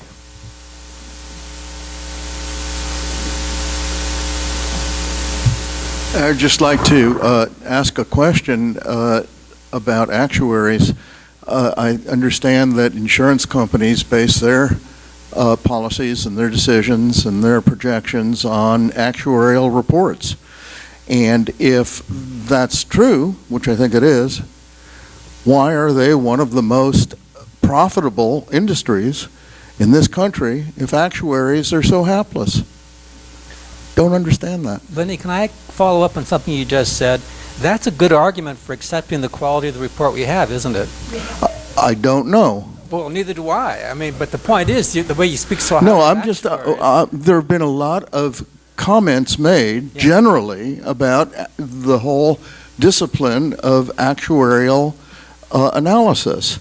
And I'm simply asking a general question in response to the general objections, in which people seem to me to be saying, we can't rely on actuarial reports. I'm not talking about any specific one. I'm not saying that. I'm saying we can rely on actuarial reports. Different actuaries have different points of view on how they prepare the reports, much like the Supreme Court has minority and majority dissents, opinions rather. So reasonable minds can differ, and they can both still be right. That's the only point I'm trying to make. Yeah, if I could add one thing, insurance companies often have whole staffs of actuaries, so it's not like they're relying on one person. They get several together and they try to get consensus. I'm sorry, I feel like we're diverging. Can we? I'm sorry, what? We're veering to the left where the actuary says go to the right. I think no more actuary jokes. I'm Okay, anyway, so you made your comment. Is that? I did. Okay, thank you. I was going to say, if actuaries have opposing views and both can be right, which sounds like marriage, which sounds like a good marriage, but see, you don't think that's funny. No, I think that's All right, carry on, Mr. Duro. Paul Doro, I just have an observation about actuaries, having worked with some very fine ones over the years in the insurance business. It's quite common for insurance companies to employ multiple actuaries, and they actually employ them for different purposes. So you might have one team of actuaries calculate how much you have to set aside in reserves to pay claims, and a completely different set of actuaries calculate how much you need to charge in premiums. Surprise, surprise, they have different sets of assumptions. So there's a little bit of judgment and a little bit of political maneuvering that goes on in this process. But my reason for standing up is just to ask for a clarification. Perhaps Adam knows. Assuming that the board decides to set aside an amount now, $20,000, and then 3 or 4 or 5 months down the road, there's a new MOU and a new actuarial report, and it shows that the new ARC is $40,000 higher. Do we get credit for the $20,000 that we put in? Yeah, I think that's right. So if we were to issue a new report and we were making contributions in that fiscal year that report covers, that would count towards the ARC that the new actuary would determine. Yes. So I think But what we're talking irrevocable. about here is the issue of timing, to me. I mean, that's what it sounds like. I personally think, have been persuaded by many of the people who've gotten up to speak, that perhaps this actuary report we got was not the best, even though I know they can differ. And I think Mr. Watt, I think it was last time, suggested an actuary company that you thought was really terrific, and I think Adam agreed that he knew of that company as well. So I would think if we did another actuary report, we would get a better, or one that we at least thought might give us a better report. So to me, it's just an issue of timing. Are we putting $20,000 away now, or are we waiting till the MOU is finalized, seeing what the new report says, and then putting the money away then? So for me, it's not an issue of should we put more away. I'm pretty much convinced we probably have to put more away unless we're pleasantly surprised. So it's just, do we do it now or do we do it later? I haven't been persuaded that doing it now, if it were going to be a year, I'd be persuaded. If it's going to be 3 or 4 months, I have faith in the stock market that it's going to go back up. And I'm sort of with Chuck on this. I don't know why we would do that now if we think 3 or 4 months from now we might have a better market, or even if we have the same market. I'd make the decision when we have an actual report that we really think is valid and we can put it away then. I think that's where I come out. Ms. Stricker, excuse me, Rich, I just have does this require 2 readings? Just one? Michelle, I think that's a question for you. This would, no, let me look, just give me 1 minute. Yeah, that's okay. I know I put you on the spot. I was just wondering, because if it required 2 readings, we could simply continue the item. We'll almost be at another month. Yeah. Hi, I'm Kay Reed, and I'm looking for some facts, just to put this in context for myself, and maybe some of you who know this world better than I do can tell me. But when I come to these meetings, I always, it feels like my head's going to explode because something worse is happening in Kensington regarding our contribution to CalPERS than any other place in the country, or at least in California. Somehow we've done it worse, or other places. So I'm curious, of other well-managed cities, LA, Berkeley, San Francisco, are we at the same level of funding? Are we worse? Did we forget a couple of checks over the last couple of years? Yeah. I mean, where are we vis-a-vis other municipalities or other Sounds like districts? a question for Adam. Yeah, I mean, isn't the fire district fully funded, or am I? I mean, and so I'm just So the fire wondering- district is fully funded. Well, and we're not. And we're I not, mean- yeah. We're at our legal minimum. We're at our legal minimum. Which is 75%, 72%. So I guess I would, Why don't we let Adam? yeah, I mean, I think the fire district has its own unique overfunding problems, and so lucky them. But I'm just curious about other cities in the area, what funding is like, how they contribute, all those kind of things. That'd be helpful. So when I'm talking about retiree medical, I'm talking about CalPERS as our manager of our trust for retiree health care benefits, not as CalPERS for our pension. So they're it's one entity, but they're 2 separate trusts. On the pension side, yes, we're probably roughly 75% funded. That's probably very similar to what most other agencies are in CalPERS. On the OPEB side, it's a much more difficult question to give a specific answer to. We're probably 30% funded. Jim, is that about right? 25% funded, somewhere in that range. Many agencies at the onset of the Great Recession, right around 2008, 2009, had put in place policies to fund retiree medical on a full ARC basis, meaning they're going to contribute the full amount that they would need to pay the normal cost and to amortize the unfunded liability over a reasonable period of time. When the Great Recession hit, many of those agencies were not able to fully fund the ARC, and instead, they continued to fund retiree healthcare on a pay-go basis, which means you're just paying the premium. So the district actually has a good policy of paying the ARC, regardless of the assumptions that we think might be too conservative. They might not be as conservative as we want them to be, I should say. But regardless, we're in a good position. We're funding the ARC. We're putting more than pay-go into a trust, and we made a one-time payment into the trust at some point in time to set up that $600,000 that we currently have. So many agencies are in worse shape than the district. We still see agencies reforming the actual retiree medical benefit to control that arc. We have a rich benefit. I don't think anyone would disagree with that by paying 100% of retiree medical. And just one thing on the fire district. My understanding is they're a closed plan. So closed plans have different rules, right? And they're 100% funded, but it's not an easy comparison to make. There's different rules once you become a closed plan because you have no new members coming in, no payments into the system. So they're in a different shape than we are for that reason. But that's true. They're a great comparison, and we're not in the same position that they're in. So.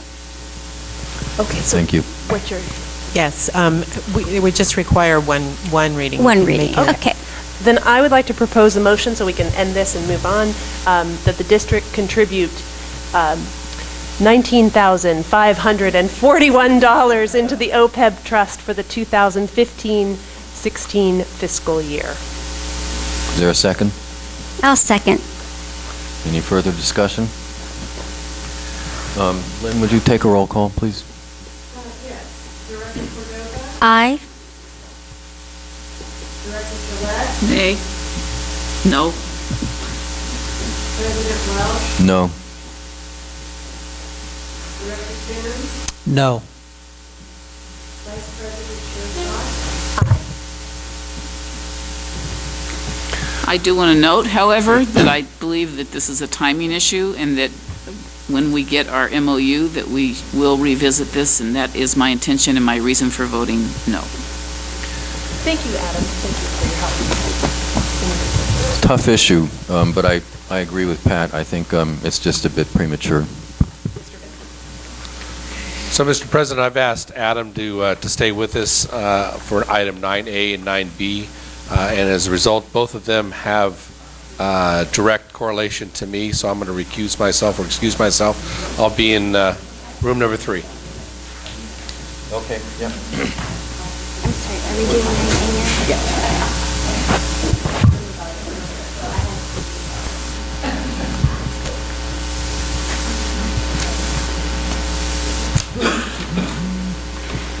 Are we starting with B? We're going to start with A, I think. Oh,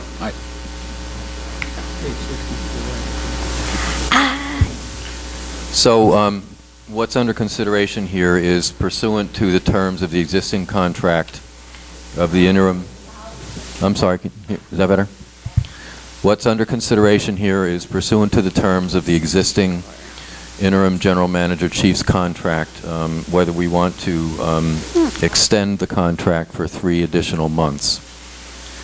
As has been noted before, the cost of that extension has already been baked into the budget, so it's strictly a matter of whether we want to make that extension or not.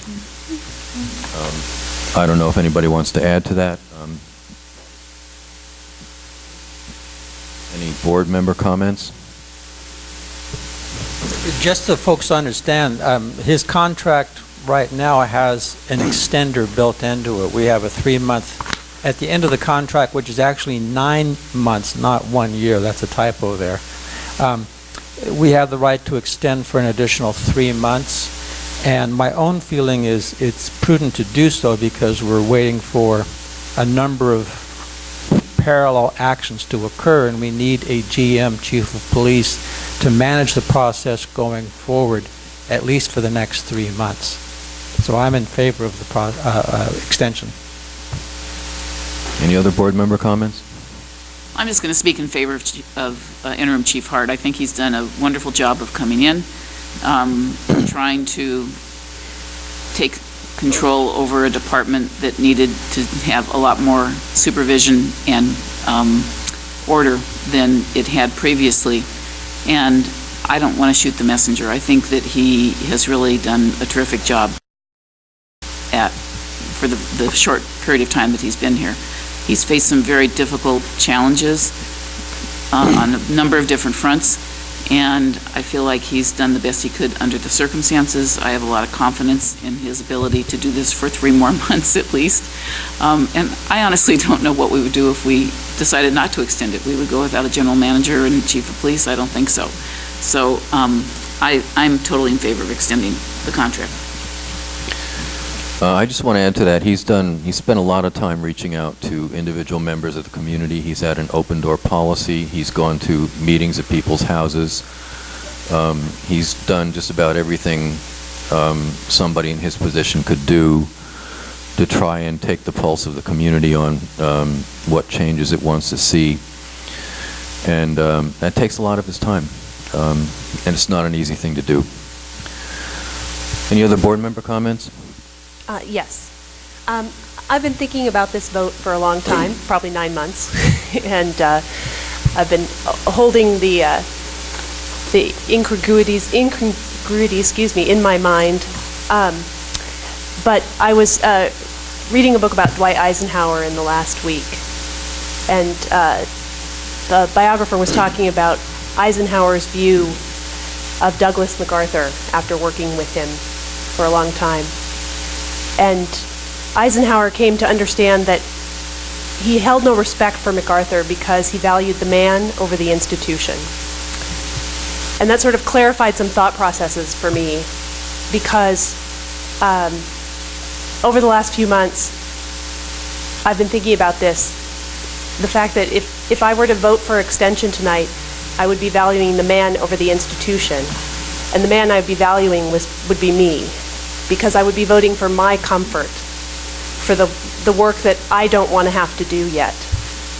But the fact is, I've seen, because Chief Hart has done such a good job looking into all the various corners and things we need to resolve in the community, that I've realized that this job is beyond one person.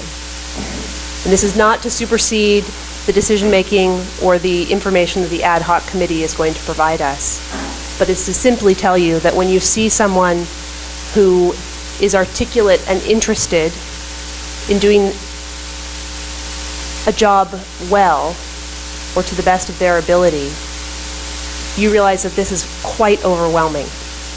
And it would not be fair for me to vote in favor of extension, because I don't want to confuse the person with the policy that I'm implying, because it would mean extra work for me as a board member.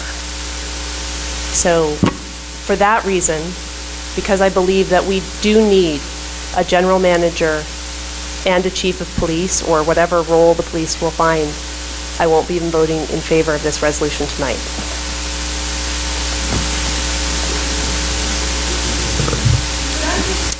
Hold on. Anybody else from the board want to comment?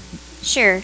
I'm glad you made the distinction between appointment and the contract extension, because they are two very different actions, and we had unanimous support when we selected Chief Hart for many of the reasons that you all stated.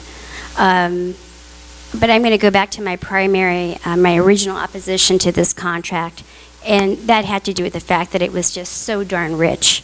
And I really was quite disappointed that Mr. Hart was unable to share the burden of the addition of his benefits. And we tried to split the baby up here on the dais and had no takers. And so I have no interest in extending a contract I didn't originally support for this very reason, particularly since the contract terms are set.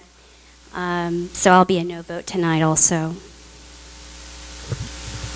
Okay, members of the public. Can you please come to the...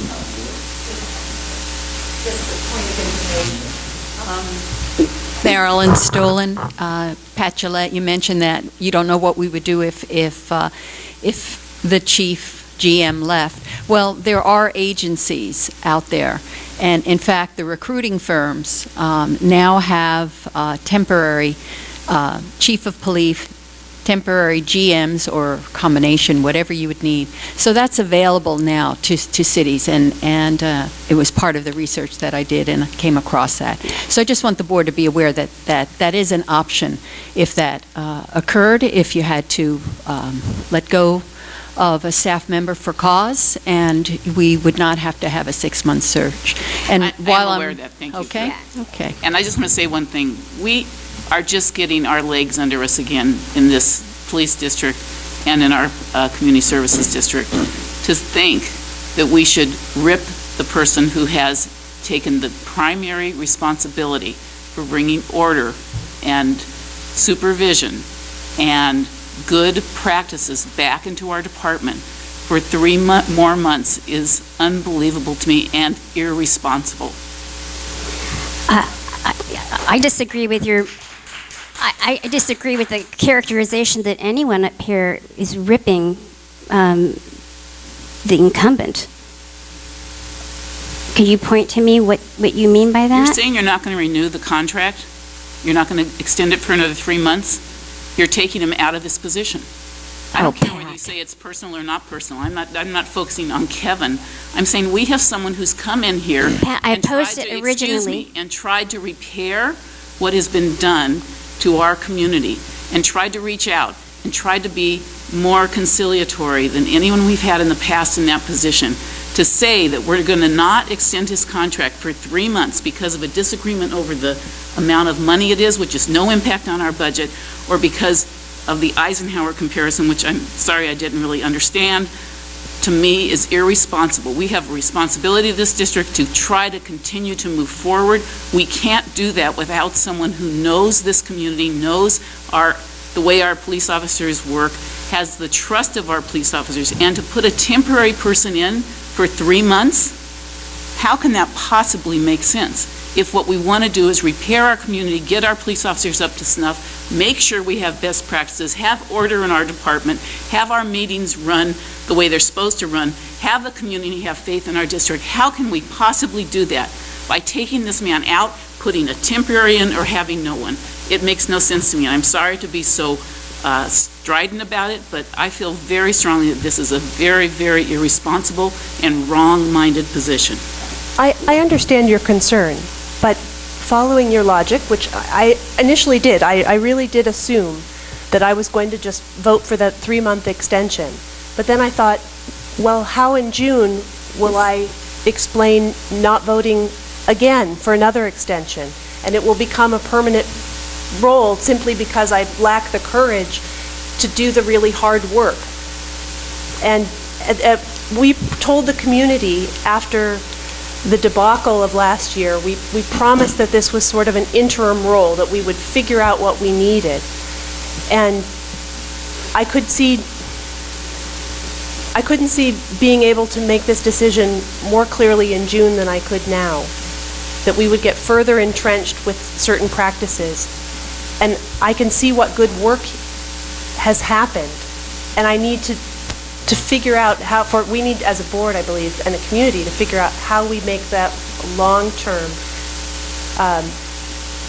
in best practices, in structure, regardless of the individual in the role.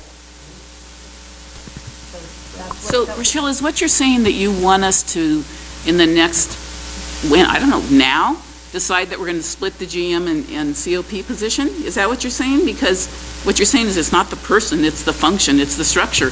Well, what does that mean? What do you want to do? I mean that how does it look? The role is completely overwhelming. That no matter how So what does it look like going forward, Rochelle? I think going forward, well, I'll give you an example. Easy example. To say that we would be, rudderless. Of course we have a succession plan. The succession plan is that the highest ranking officer would take over like he did during the 3 months when the former chief of police was unavailable to us or on administrative or restricted, some period where he was a lame duck effectively. What if, let me ask you this, what if Chief Hart decided he doesn't want to stay here and he left tomorrow? Then we'd have to face that decision, but I'm not prepared to make that decision. He's not doing a bad job. No, no. No this one's is saying that. No, Who's no, no, saying this is that? not a Hey, comment come on, on let's a one at a person. time here. Go ahead, Chuck. As a practical matter, we have an ad hoc committee who's going to decide whether or not we decide to split the two roles. Folks, can I have the floor, please? Hey, folks, can you please keep it down? Please. Let Chuck speak. You'll get your turn. As a practical matter, the decision on whether we have a combined GM chief of police or separate positions, that's smack within the role of this ad hoc committee we've worked so hard to cultivate. And I, for one, am not going to trump their recommendations, or rather their fact-finding, because of some position now. What's so funny, Dave? What's funny? I corrected myself. They're fact-finding, whatever you want to call it. The point is, I don't want to trump their decision on any of this. That's why we asked them to take this on.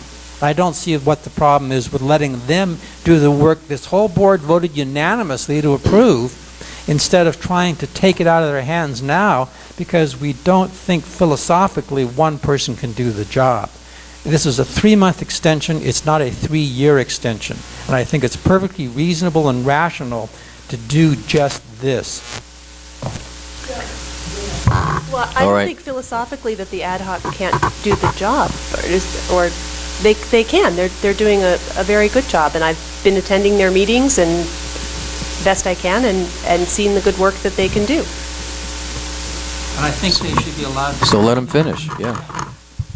Let's hear from the Okay, public. just a response to Pat. You're talking like this is already a permanent position.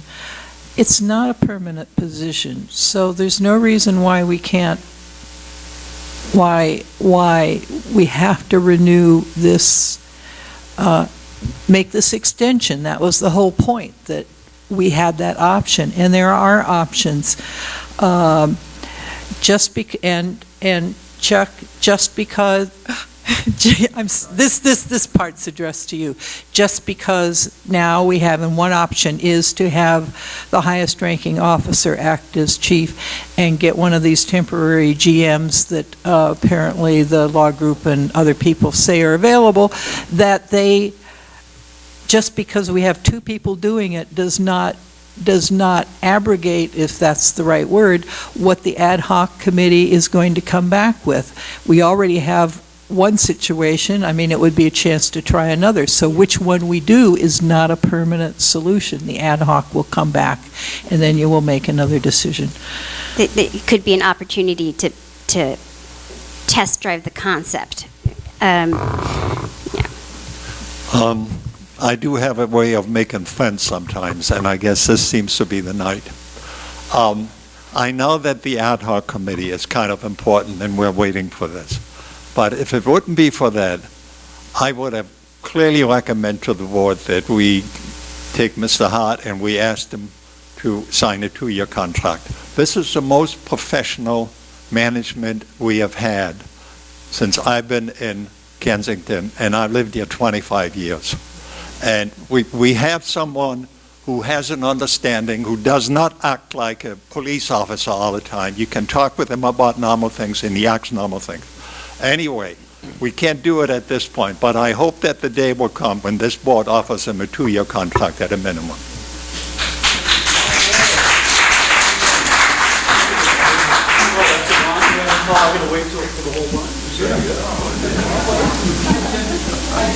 Had to do the line control, so. Go ahead.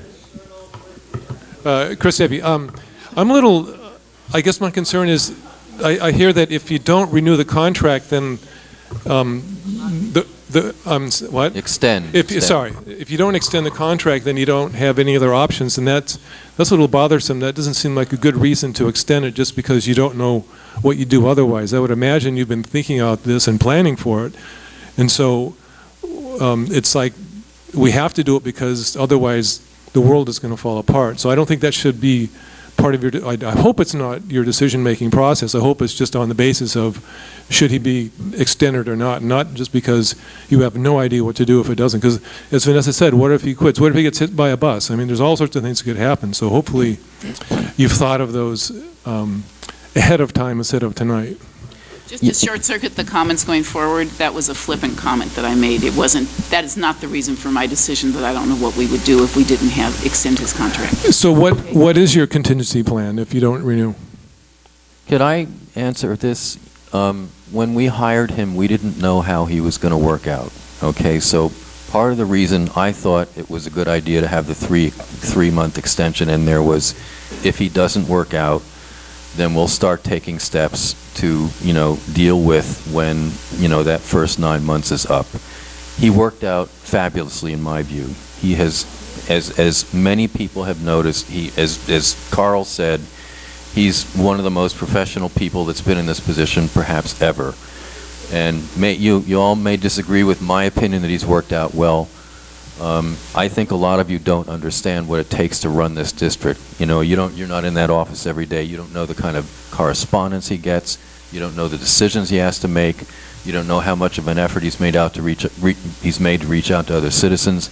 He's worked out wonderfully, and since he has, in my view, why in the world wouldn't we extend him 3 months?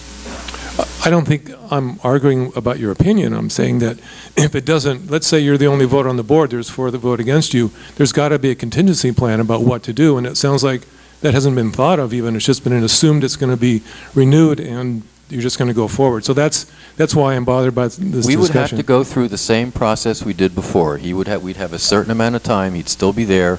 We'd have to do another search. Ricky Hull would have to step in and help out. So there are options then? Yeah, but we don't need them because he's working out. That's your opinion? Yes, that's my opinion.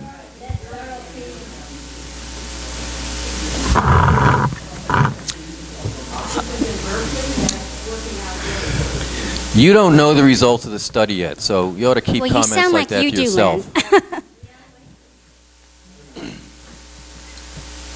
I addressed the board on Tuesday last week, I guess it was last week, 2 weeks ago, before the closed session meeting in which there was an evaluation. And I gave you a number of reasons that I felt that Mr. Hart was not performing well for the district. And I won't repeat them. And what I did think about also that I didn't bring up the last time is that we are required to have a general manager. Okay? We are not required to have a police chief.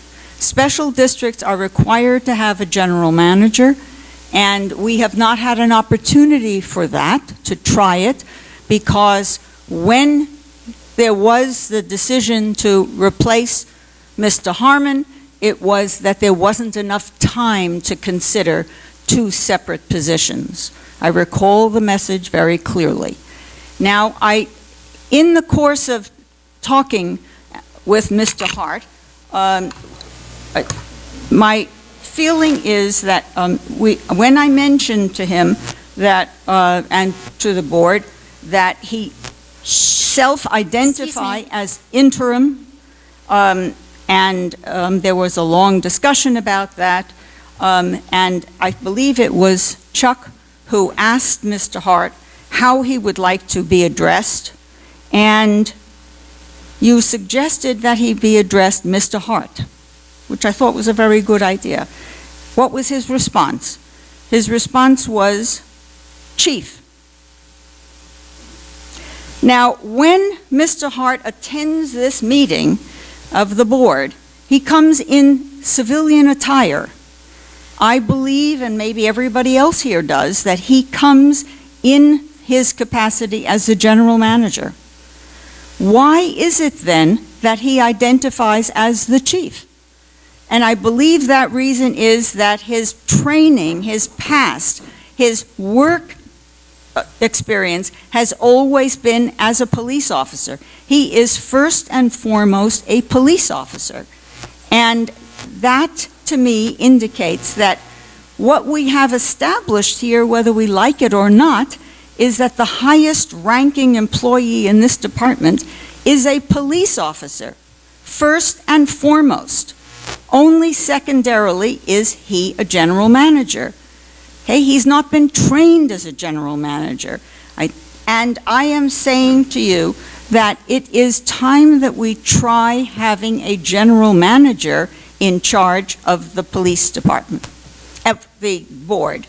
And No, it's about, we're getting to 9:45, so we have to make a motion to go Very beyond good. 10. So I am asking that you not renew his contract for 3 months, and that you find a general manager, and that we have an opportunity, at least in this time, to have a general manager who is the chief person, who is the main person, who discharges his who makes recommendations about what we do with the board, and that we find some other way for the police department to operate. Thank you for the comment. All right, it's that magic hour where we have to decide whether we're going to go beyond 10 o'clock tonight. So do I have a motion to go beyond 10? So moved. I'll second it. All in favor? Aye. Aye. Aye. Any opposed? Motion passes. We meet until we drop. Go ahead. I'd like to say that the opinion that the job that Kevin has done is so much better and so much more professional doesn't require a very high bar to make that judgment. And secondly, I do support what Celia said. My own impression is that Kevin has minimized some very important issues, and that he has done so for political purposes. And I would hope that we take a different course.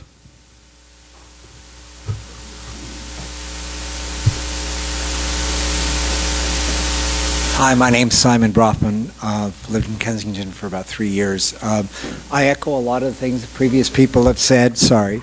But my main concern is, once again, that the board is not taking responsibility. I would think that having a 6-month or whatever number of month interim position would allow the board to do a full and complete search for the right person for our community. And my sense is that's not what has happened. And I want to see the board to begin to take responsibility for our community. And also another example that I have, and I have spoken to 2 of the board members about this, with regards the issue of medical insurance. Why was that not caught earlier, and whose responsibility was it to catch that, and who's paying for that? If the board was not responsible, was legal staff responsible for understanding the conflict that resulted in our community having to pay additional money for the insurance? Shouldn't the law firm pay for that? They didn't do due diligence. And the board as well did not follow through on understanding what it meant to hire someone who's employed in another city. I expect better.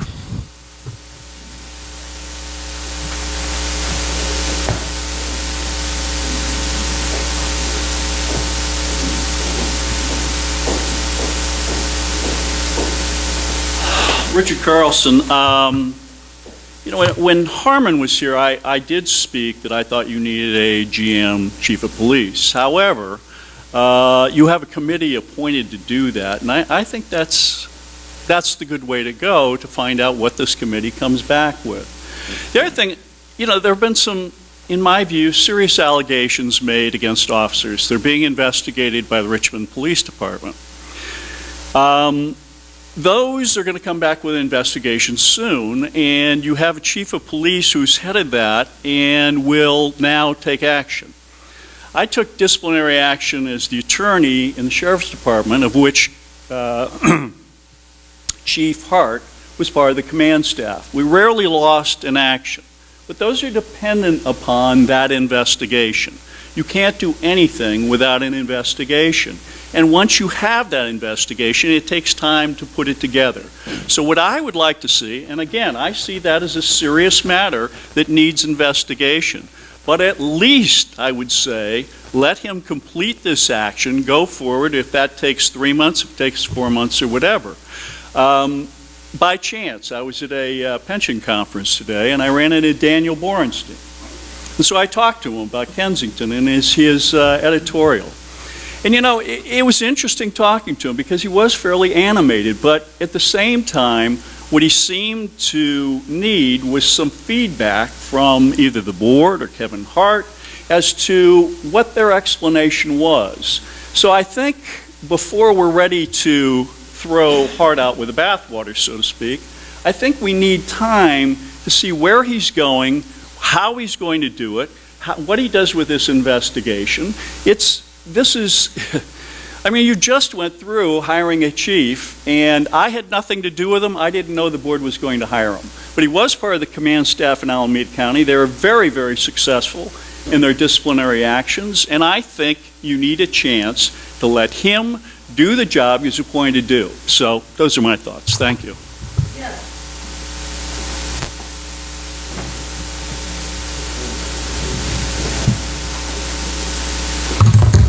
John Gaccioni. I think you probably remember my comments about Mr. Hart. And to see if I can get some applause from the back, I kind of like Mr. Hart as a person. But I think what we're talking about here is something different.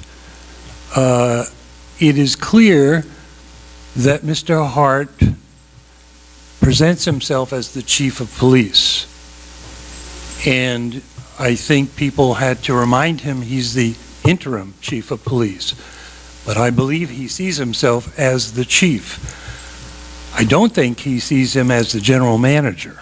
I don't think he relates that way. I'd also like to suggest that part of the problems we're having is that the board, this board, and the boards in the past have to take some responsibility for the position we're in now with all of these issues. You need to give clear directions and guidance and be very clear to the police department of what your expectations are. I had a conversation with one of our patrolmen, and he said, we need to hear from the board what it is we're supposed to be doing. So,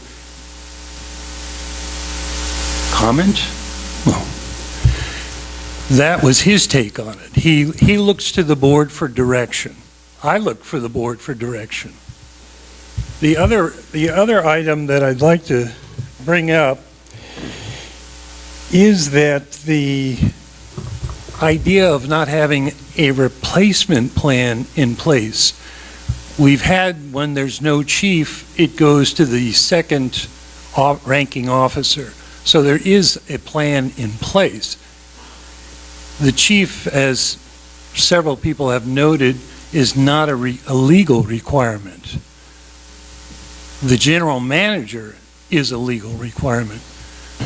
We get into this thing where we need a chief of police. I'm not so sure we do. Some people think that makes for a stronger police department, but as I see it, a police department that has the trust of the community is a strong police department. A police department that has very clear morals and ethics is a strong police department. That's what we need to strive for, and that's what we need to get to. Thank you.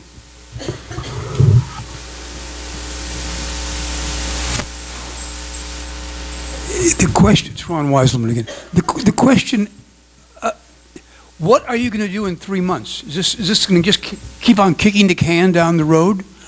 In 3 months, you're going to say, well, we can't fire him because we don't have a plan. We haven't done our homework. And I think that's the point. You haven't done your homework. What is the contingency plan in 3 months? You say you like Hart. I'm not going to discuss whether he's good or bad. But the point is, do you have a contingency plan? Have you done your homework? And it appears like you haven't. You just want to keep on pushing it down the road. We can't do it. It's an emergency. We have to go deal with it again. And I don't think that's acceptable.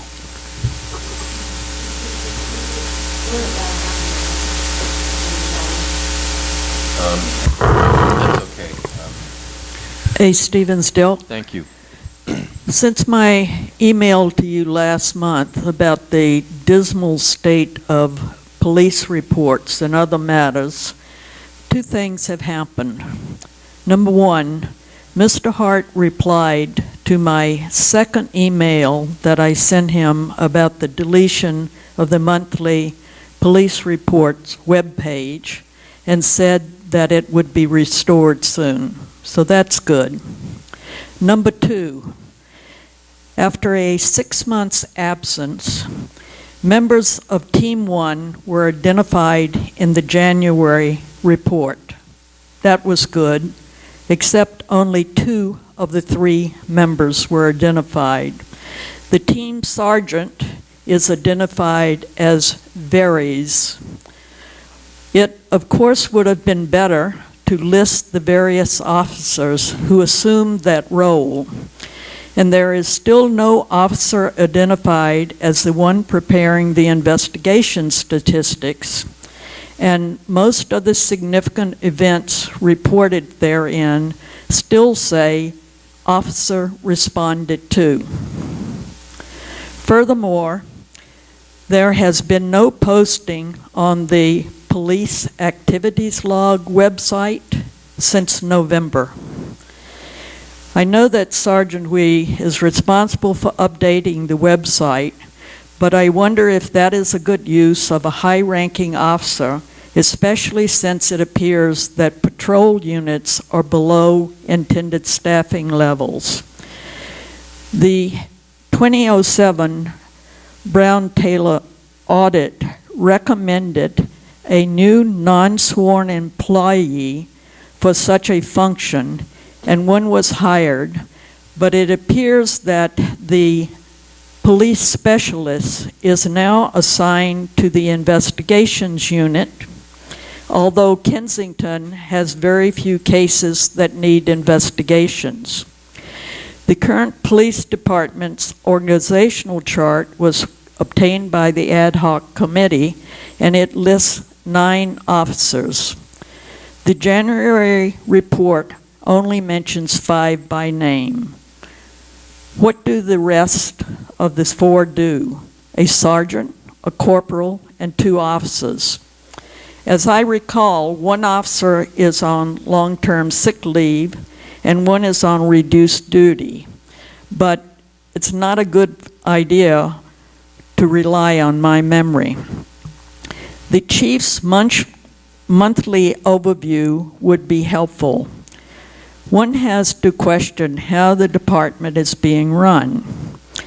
I again remind you that this district wishes to earn a district transparency certificate of excellence from the Special District Leadership Foundation, while the police department, the main component of the district, has become less transparent. That's simply bad karma. I don't know what you're going to do tonight. I'm not necessarily saying don't renew the contract, because I think you've backed yourself into a position. But a lot of people have commented that Mr. Hart is primarily the chief of police. I don't think he is doing an excellent job as chief of police. Thank you.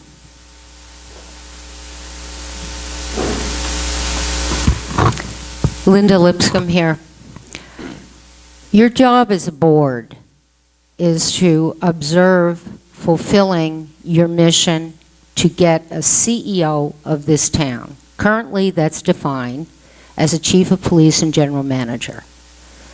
Right here, by not renewing Mr. Hart's contract on some philosophical ground that if you renew that, maybe if you don't renew it, maybe you can get a wedge between the two. It's ridiculous. You have a fiduciary duty to stabilize this community, and you can do so easily by continuing his contract. I have heard nothing which would prevent you from doing that, other than sophistry. It's very important, I think, to recognize the circumstances that Mr. Hart came into. They were in chaos, and they continue to be in chaos here. And there's a group here that wants them that way. I don't know the purposes or intentions, but don't bow to that. Just renew the contract. I objected, if you remember, at that meeting at which the issue of the use of the word interim, which has no legal significance whatsoever. Ordinarily, an interim is used when you raise someone up from in the ranks and you have not yet done your full recruitment.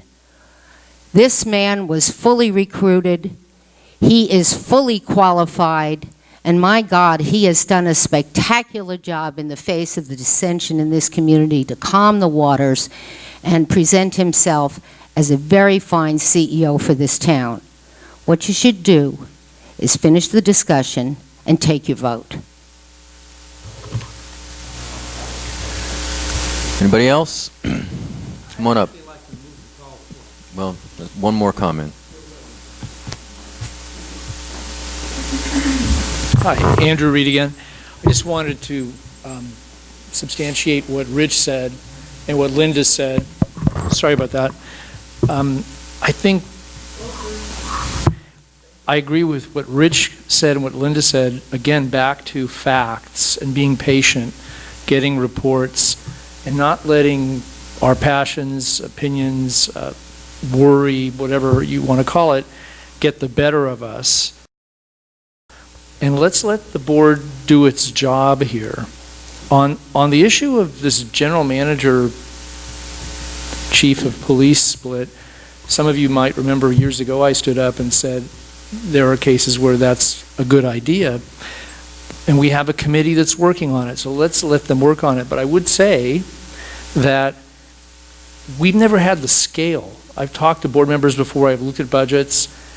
There's this thought that we can somehow have a leader of the police and have a general manager on our budget. I've never seen how that's fiscally possible. However, there is discussion in the community right now, the committee is looking at it, as to the potential of merging the fire and the police districts. And I believe that there was a wonderful letter in the Outlook outlining the fiscal aspects of that and the benefits to the whole community of joining those two groups. Those were facts. I think Paul has a good financial head. May I finish? Yeah, no comments from the audience, please. So I think there's a real good upside here in waiting for more facts, getting the data. Let that other process continue, because I don't want to pay more taxes either. I want an efficient, well-run organization. I can visualize a future where there's a board of 5 or 7 people managing fire and police, the services for our community, and saving us hundreds of thousands of dollars. And then we can afford a general manager, and you can have a leader of the police. And I disagree about letting one of the officers, even a sergeant, lead the force. You need a real leader. I've seen Mr. Hart in action. I agree with Rich. We have not had a person like that in the chief of police. This guy's great. We'd be dummies to let him go. All right, Chuck, you called the question. You commented already, Mabry. I'm sorry. Do you want to make a motion, Chuck? Okay, folks, calm down over there, please.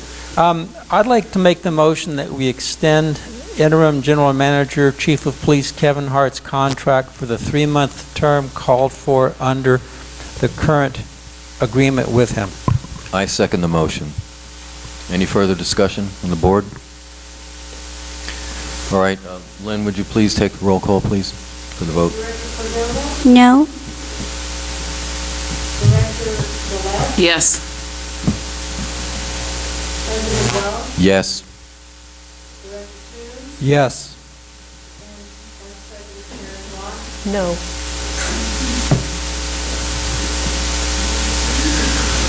Okay. I guess we go back to our We're regular... actually going back to item 9B because we still have Adam held hostage back there. Wait a minute. You can't leave. Any plan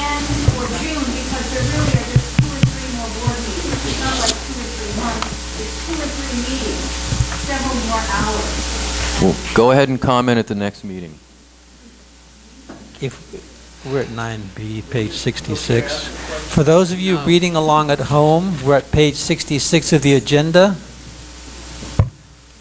Well, the item is 9B. 9B at page 66. Right. And we'll wait until the fans are leaving the game. No. No. Pardon? No.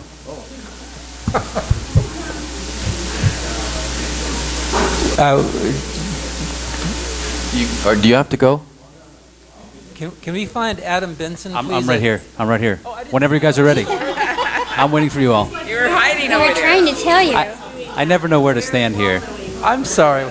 I didn't see you. All right, 9B. This is a resolution that you have. This resolution comes from CalPERS Health, and it would allow us to establish the cafeteria plan for Chief Hart.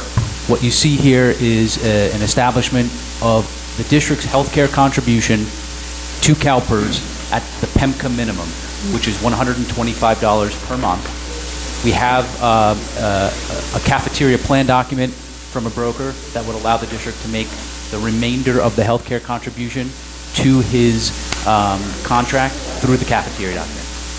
So this is just doing that.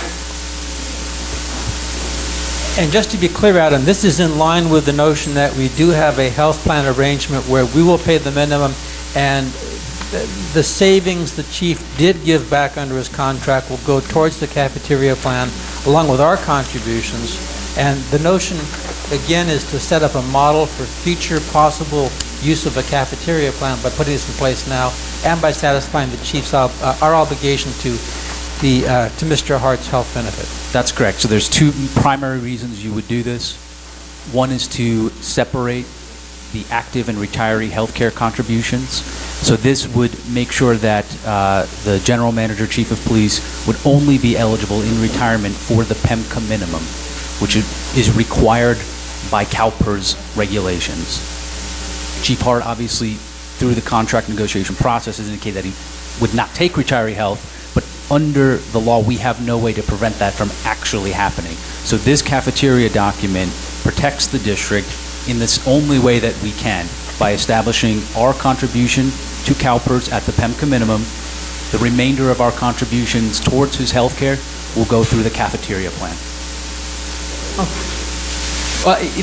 You can always amend your CalPERS contract. Mm-hmm. So what this does is if you were to hire a different general manager, a different chief of police at some point, they would theoretically negotiate their own contract and their compensation package. You could model it after this, or you could file and ask CalPERS to give you a new resolution to establish a slightly different tier, if that's what the board decided to do with that chief of police. But for now, this is an integral part of actually forming our cafeteria plan.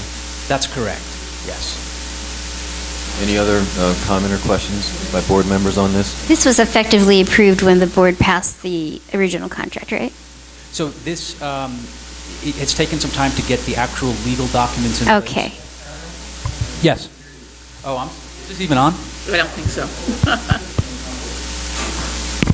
Is that better? Yes. Okay. Can you repeat the question? What was my question?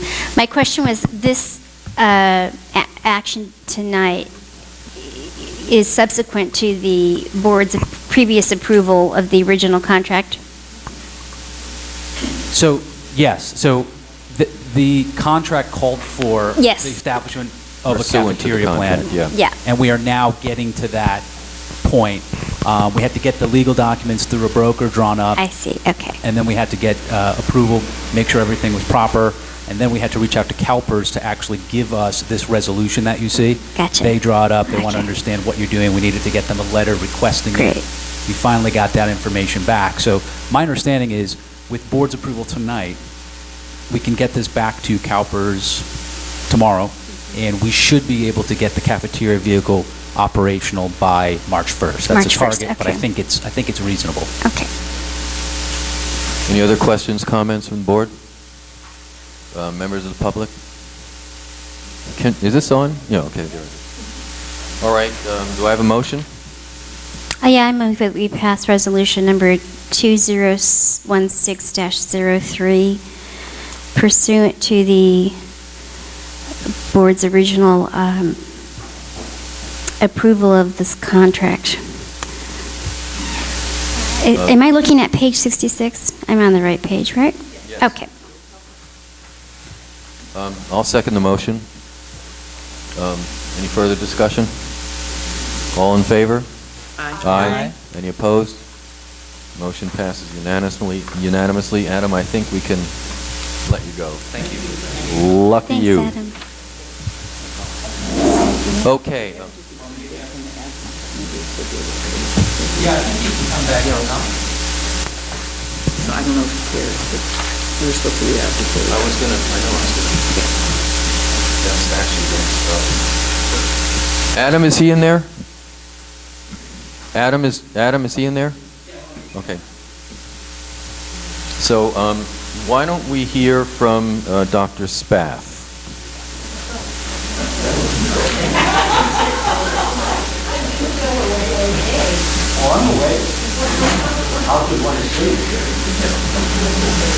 So this is item 6, update from the Ad Hoc Committee on Governance.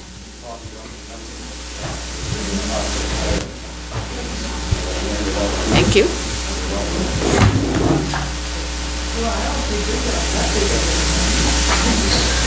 It's a question of whether we deserve it.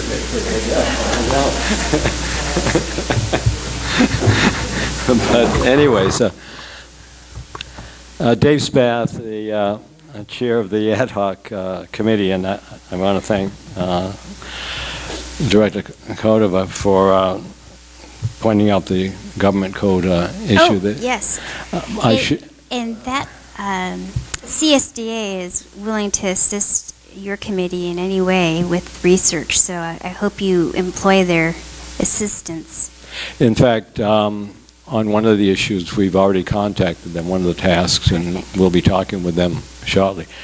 I do have to say that in my previous job, I had a responsibility of assisting in the consolidation language that went into law with regard to special district water systems. So you can blame me in part for that that new requirement. It was broad. That's good. Yeah. Well, anyways, a couple points. I'll try to make it quick given the hour. I've handed you all a progress report. Some of this material you've already seen because you all attended the public forum. So some of that material was presented, but I just wanted to put it all on the record. There are a number of documents in there essentially to show you where we are, where we've been as well, and a very short report as well, a written report, which you have required as part of the process framework. So very briefly, you all were at the forum. We had about 85 attendees there. We passed out a questionnaire, which was filled out by 41 attendees, and 25 of those attendees actually provided additional comments. There were a number of questions, I think, that you saw asked, both verbally and also on cards. And we're going to take those cards, and because some of the questions I think were not felt to have been answered, so we will respond to them, both written and possibly at the next forum, taking a few minutes. We also recognized that more time probably needs to be given to questions at the forum. We'd structured the forum and actually stayed on mark at the forum, but at the same time I think we recognized that more people had questions and wanted to ask questions, and there just wasn't enough time to do that. Plus there was an auction at 1 o'clock that we had to leave to make available for the next group to have that auction. So anyways, we have 3 subcommittees that I mentioned before. It's summarized in your packet. At the end of that packet, there are work plans that have been drafted that you can take a look at. Each one of those subcommittees will have a public forum, at least that's what we anticipate. We haven't scheduled them right now because we don't really know what the progress of each of those subcommittees will be.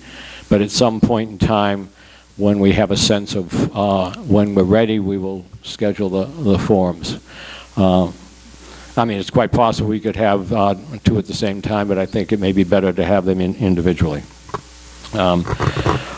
Unfortunately, one of the problems we're facing is that our meetings are very poorly attended. The last meeting we had, I think it was 5 attendees and 1 director. Thank you for attending. My wife was another attendee. And so I would urge people to come to these meetings. They could learn a lot from the meetings, I think, to begin with.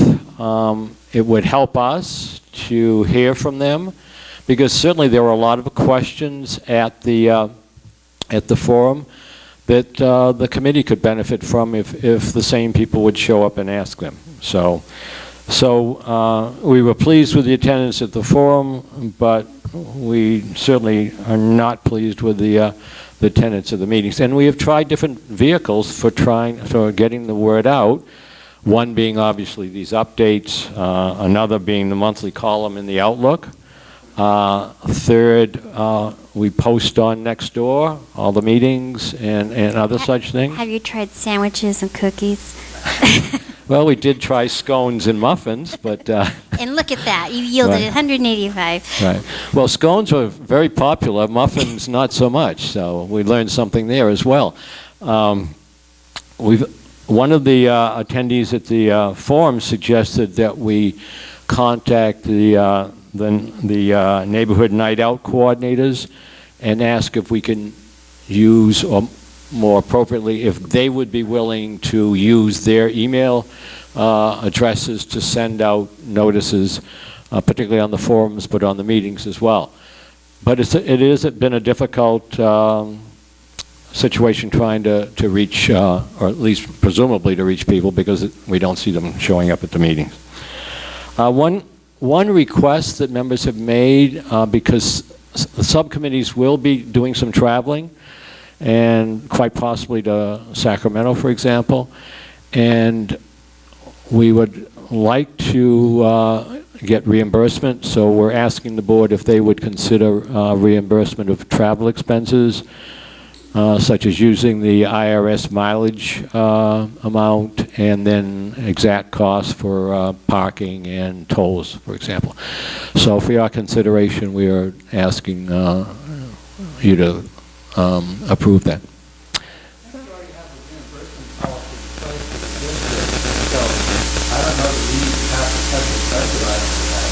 Well, if that reimbursement policy encompasses that, then that's fine. They're you're agents of the district, yeah. Yeah, okay. Just keep records and submit them, okay? Yes, we will.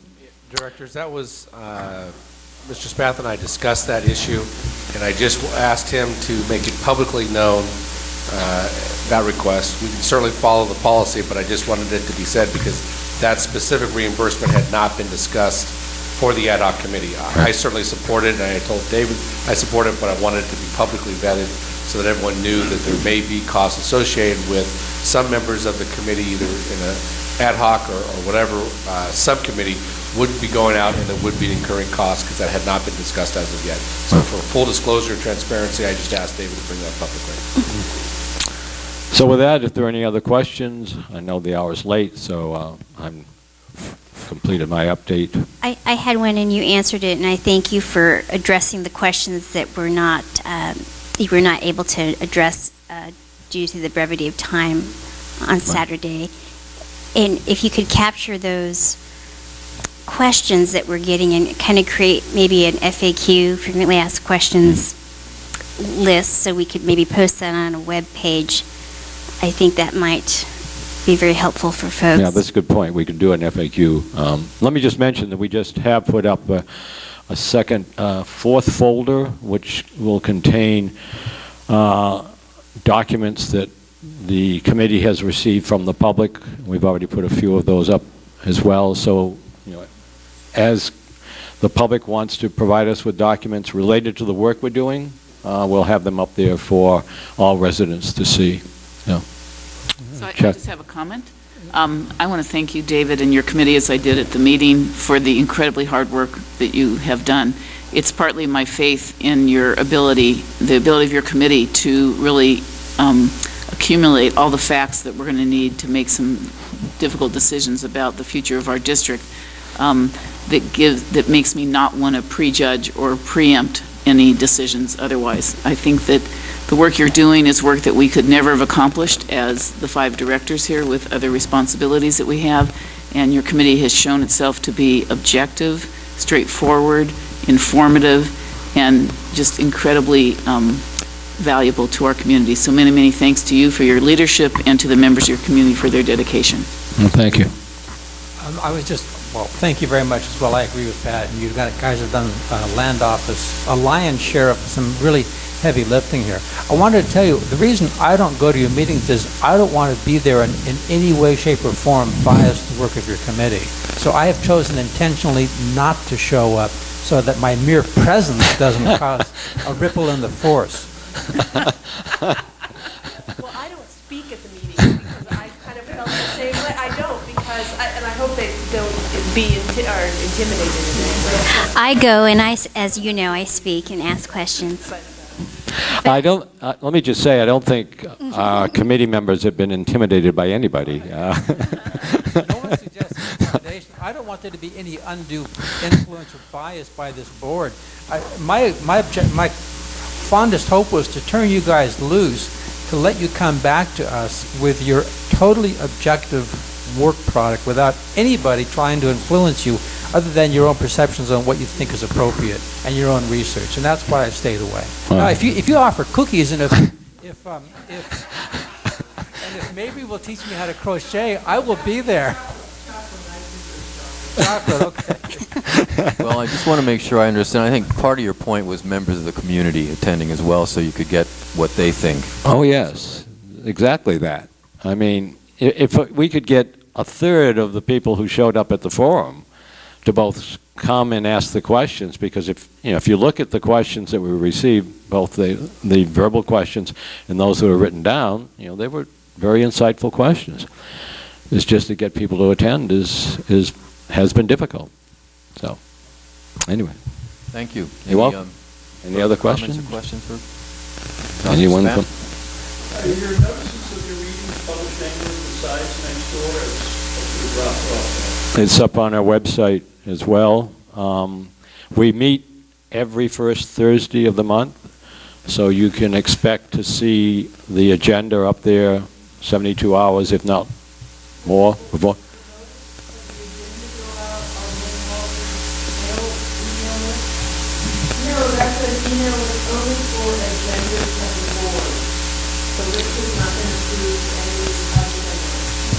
Can we do that without too much of a ripple? I mean, it just seems, I'd like to encourage as many people to come out, and if there's any way we can encourage participation with as much notice as possible, I'd like to see that be done. I raised that the last meeting also. It just seems like it's ancillary business. Is there some reason we can't use that list?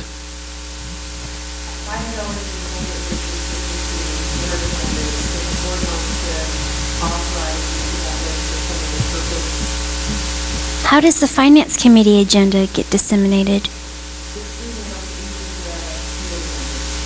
And not to the general public? But it's posted. It's on the website. Well, we're having bad luck with that website.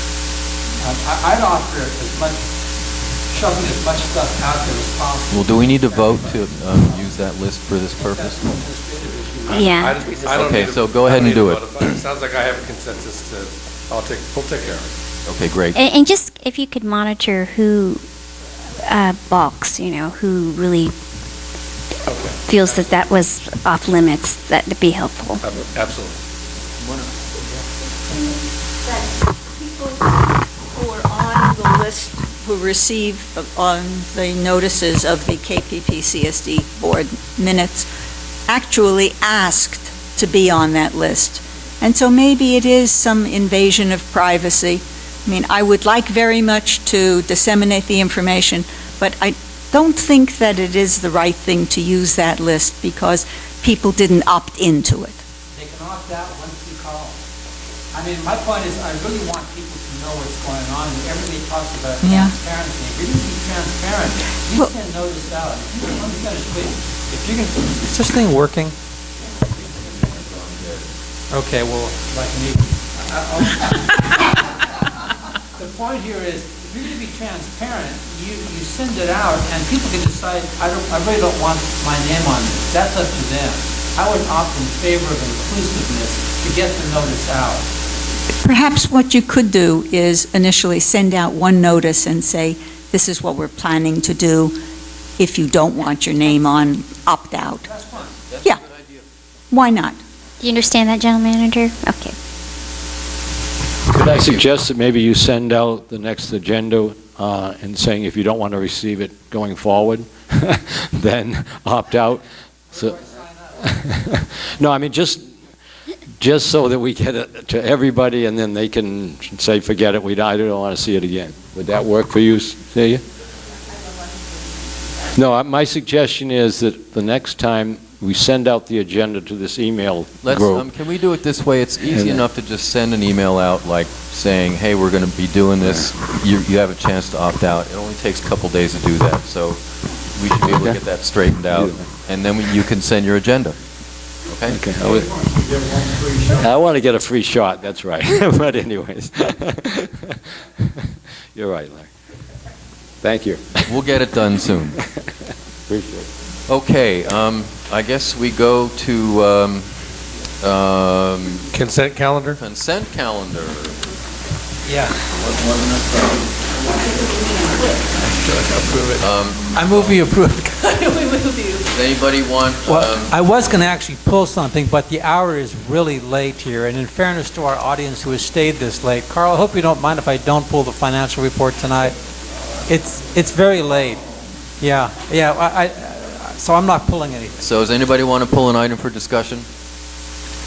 I just had one requested change to the minutes. Okay. It's not on page 18.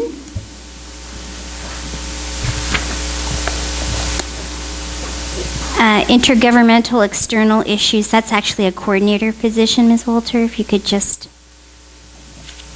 include that at some point. 18. Yeah, they're all, I don't know what happened there. There's only 3 committees. And then it's actually a coordinator position, so just swap out the word. That's what's missing, right? I think it just says in the policy manual, intergovernmental and external affairs coordinator. But it's a coordinator position, just has, whatever it is in the policy. Could you make sure it mirrors what's in the manual? Oh, now should board coordinator? And I don't know why my name is listed as board coordinator either.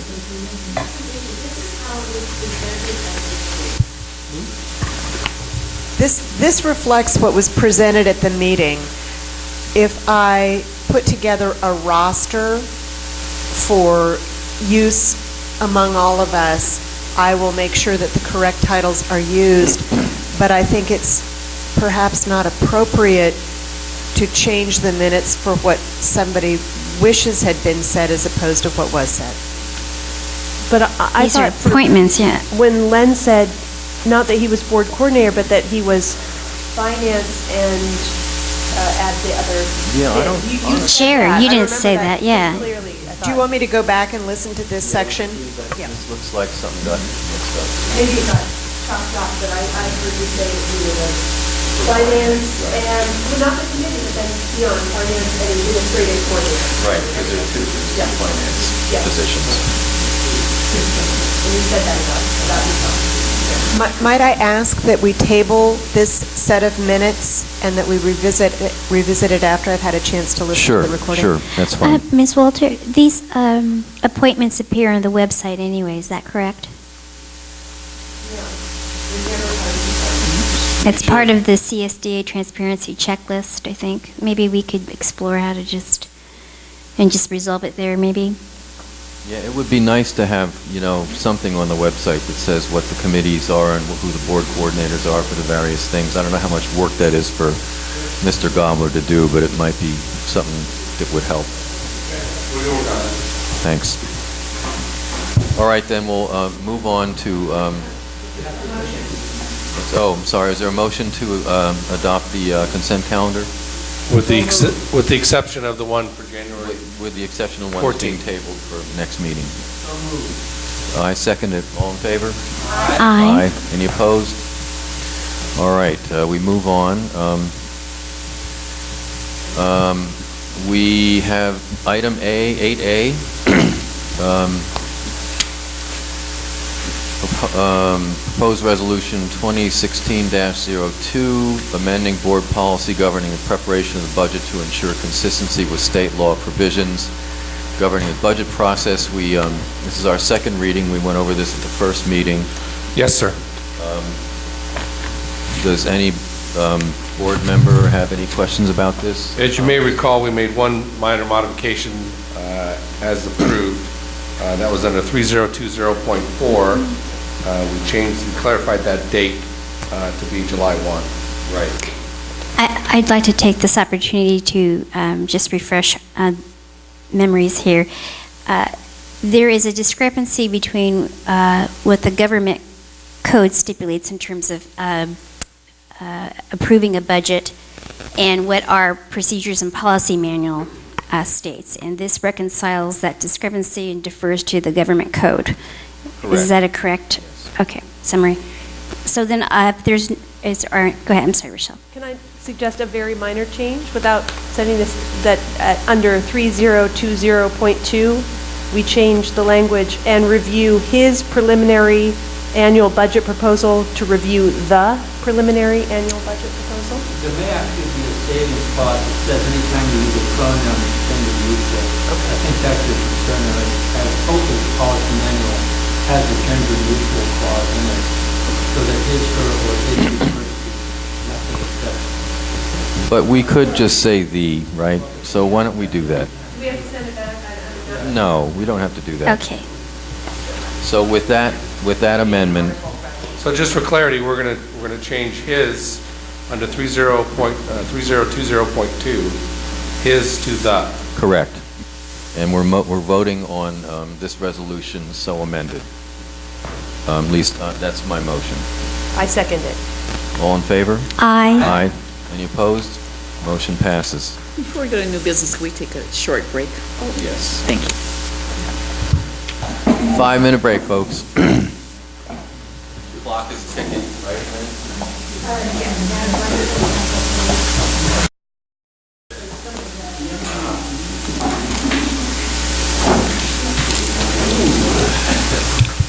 All right, so let's see. We are 9C, the board considering a proposal from the interim general manager, chief of police to increase the FY 15-16 capital outlay from item 965 by $18,000. The amount is offset by new revenue in the amount of roughly $18,000 in asset forfeiture funds. Chief, could you briefly tell us about what's going on here and why you're recommending it? You bet. So the assets forfeiture funds came from the WestNet and our participation in WestNet. It is probably what I call the first installment. Can't really tell you how much we'll get. We're dividing it among all the cities, including the state or communities that are involved in WestNet. However, our portion this particular time of funds that are released amounted to $18,500, as you mentioned. With that said, that obviously requires an increase in the budget to accept that. As my staff report also includes that a brief description with regard to the current budget calls for $10,000 to be expended for weapons for the individual officers, and that is to standardize and professionalize the force with standardized weapons. Having said that, in doing our research, when you add up the cost of weapons, the cost of holsters, ammo pouches, and lighting, equipment lighting to be state-of-the-art, that exceeds the $10,000. At the same time, the officers do not have a body armor issued to them, which I believe that as an employer we are required to issue safety equipment pursuant to the government code. So what I recommend is that we take the $18,000 and add it to the overall amount, and that would obviously make $28,000 in that fund, and that would cover both body armor and the weapon change out for purposes of accomplishing those two items. There may be more left in there afterwards based on what overall cost of ammo. Ammo is going up by the minute as we talk about gun safety, but that money obviously would still be left in there in the asset forfeiture fund because we're making a new line item for your review on a monthly basis. So my recommendation is that we take the $18,500, you give me authorization to accept it, and then my desire is to put it into asset forfeiture funds with planned expenditures towards bulletproof vests as well as weapons. It could potentially be offset in the coming months with our request to the federal government to provide bulletproof vests, so we may get some of that money back if that's the case for our submission for a grant. We did submit for a grant prior to my arrival, and it was denied. And I don't really have any information on why it was denied, but it was. So, any board questions or comments? So I have a few questions here. I had a conversation with the range master, who at the time was Corporal Stegman. I don't know if he is still the range master, is he? For all intents and purposes, he is, but although he happens to be on light duty right now. All right. So I understand from him that the service weapons that are in circulation at this time are Colt. You're going to have to just bear with me because, all right, something called a Sig Sauer, a .459 Glock, a Token Beretta, and a Colt 45 or 1911. Can you explain to me, and I've seen invoices for ammunition and noted that we don't have one type of bullet. We have multiple types of bullets. And I was told that the guns that are assigned to officers were actually purchased by officers and not issued by the police department, which obviously raises concern for me, given the incident that happened a year ago in Reno where someone was shot with what I thought at the time was a department-issued weapon, but in fact was a service weapon not issued and not the same as other officers. So can you explain to me from a policy perspective where we're at now and what you hope to accomplish with this in terms of minimizing our legal exposure? Sure, absolutely. Didn't you explain this to us when you first arrived? There was this. Yes. I thought so. Yeah. So just briefly, because it's a great question. The officers are allowed with a huge variance to bring their own weapon on duty. This has been the case historically, right? Yes, historically it has been the case. What that means is that we are, and the range master is required to buy that ammunition because the department's required to provide that ammunition for purposes of qualification. So we have multiple kinds of ammunition for multiple guns. That's the current policy. I'm proposing that we make it one weapon, that we issue the weapon to the individual officer. We provide one ammunition, to the officers, and that's the only thing we need to buy. We buy the ammunition at bulk rate, which gives us a better price. It's very consistent. If something, for whatever reason, happens where an officer needs to have the weapon replaced, I'm buying a couple more, all right? It's an easy replacement. If they've already qualified with that kind of weapon. And for me, it's about standardization, professionalism, and consistency. Right now, it's all over the map.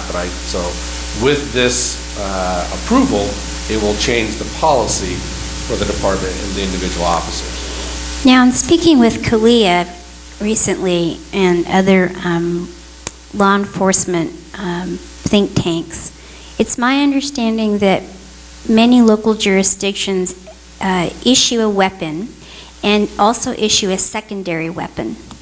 And that those entities or agencies rather that issue, those agencies that have our current policy of reimbursing an officer also have certain controls to ensure that that particular weapon is checked in prior to service or signing on duty and stored and checked away. And I'm wondering if your intention is to provide one weapon per officer or two, one weapon and a backup, which I understand they keep on their person.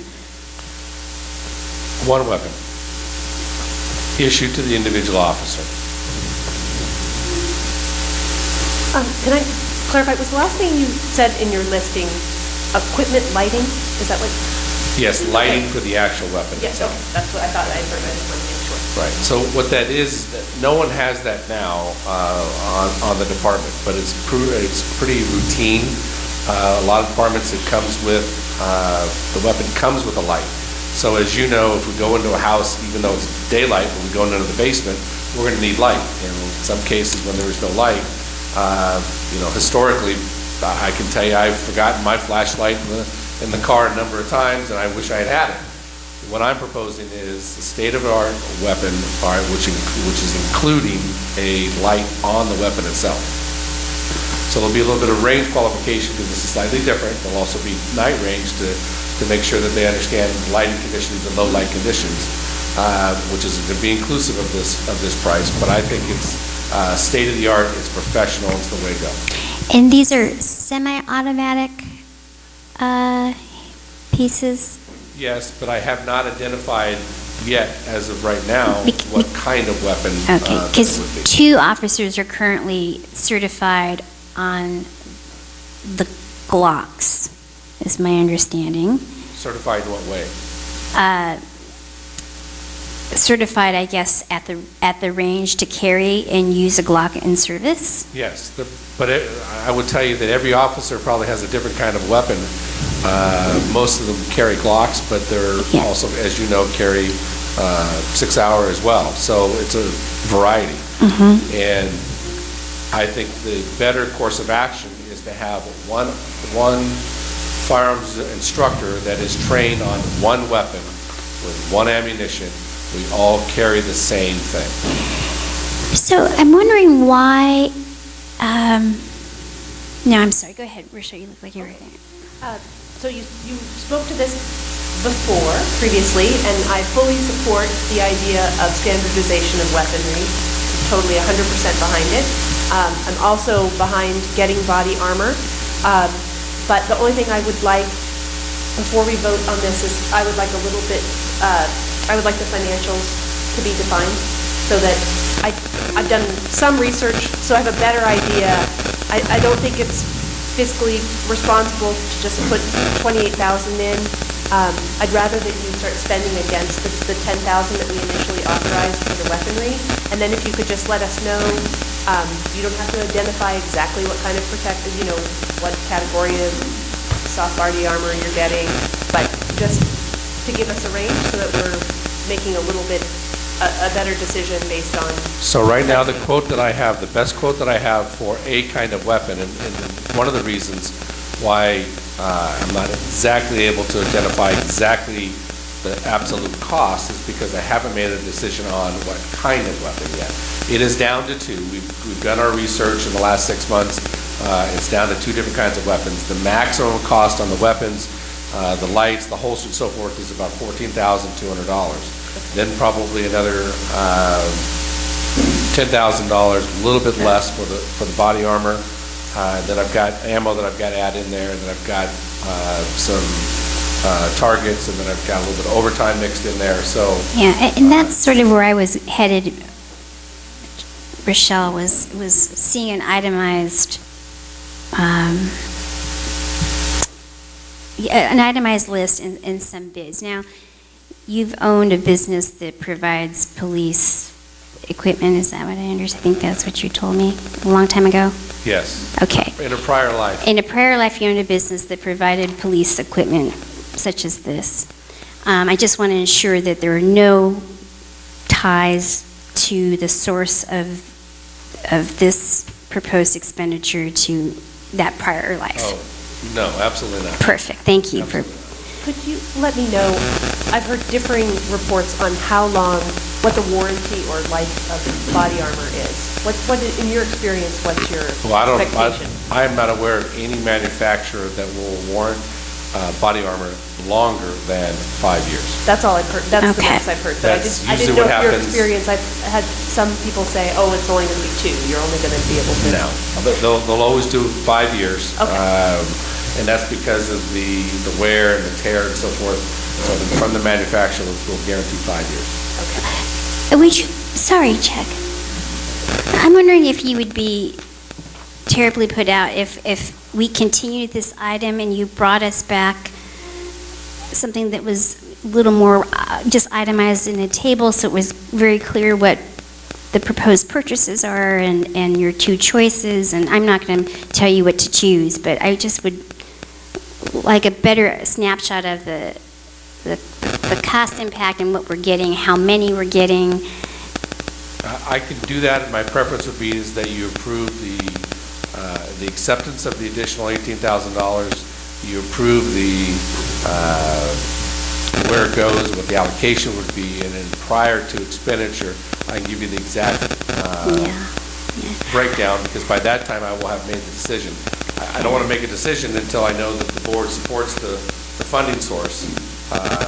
So I don't want to put the cart before the horse, but I can certainly provide that to you. Yeah, I'm not quite there to approve it without really understanding.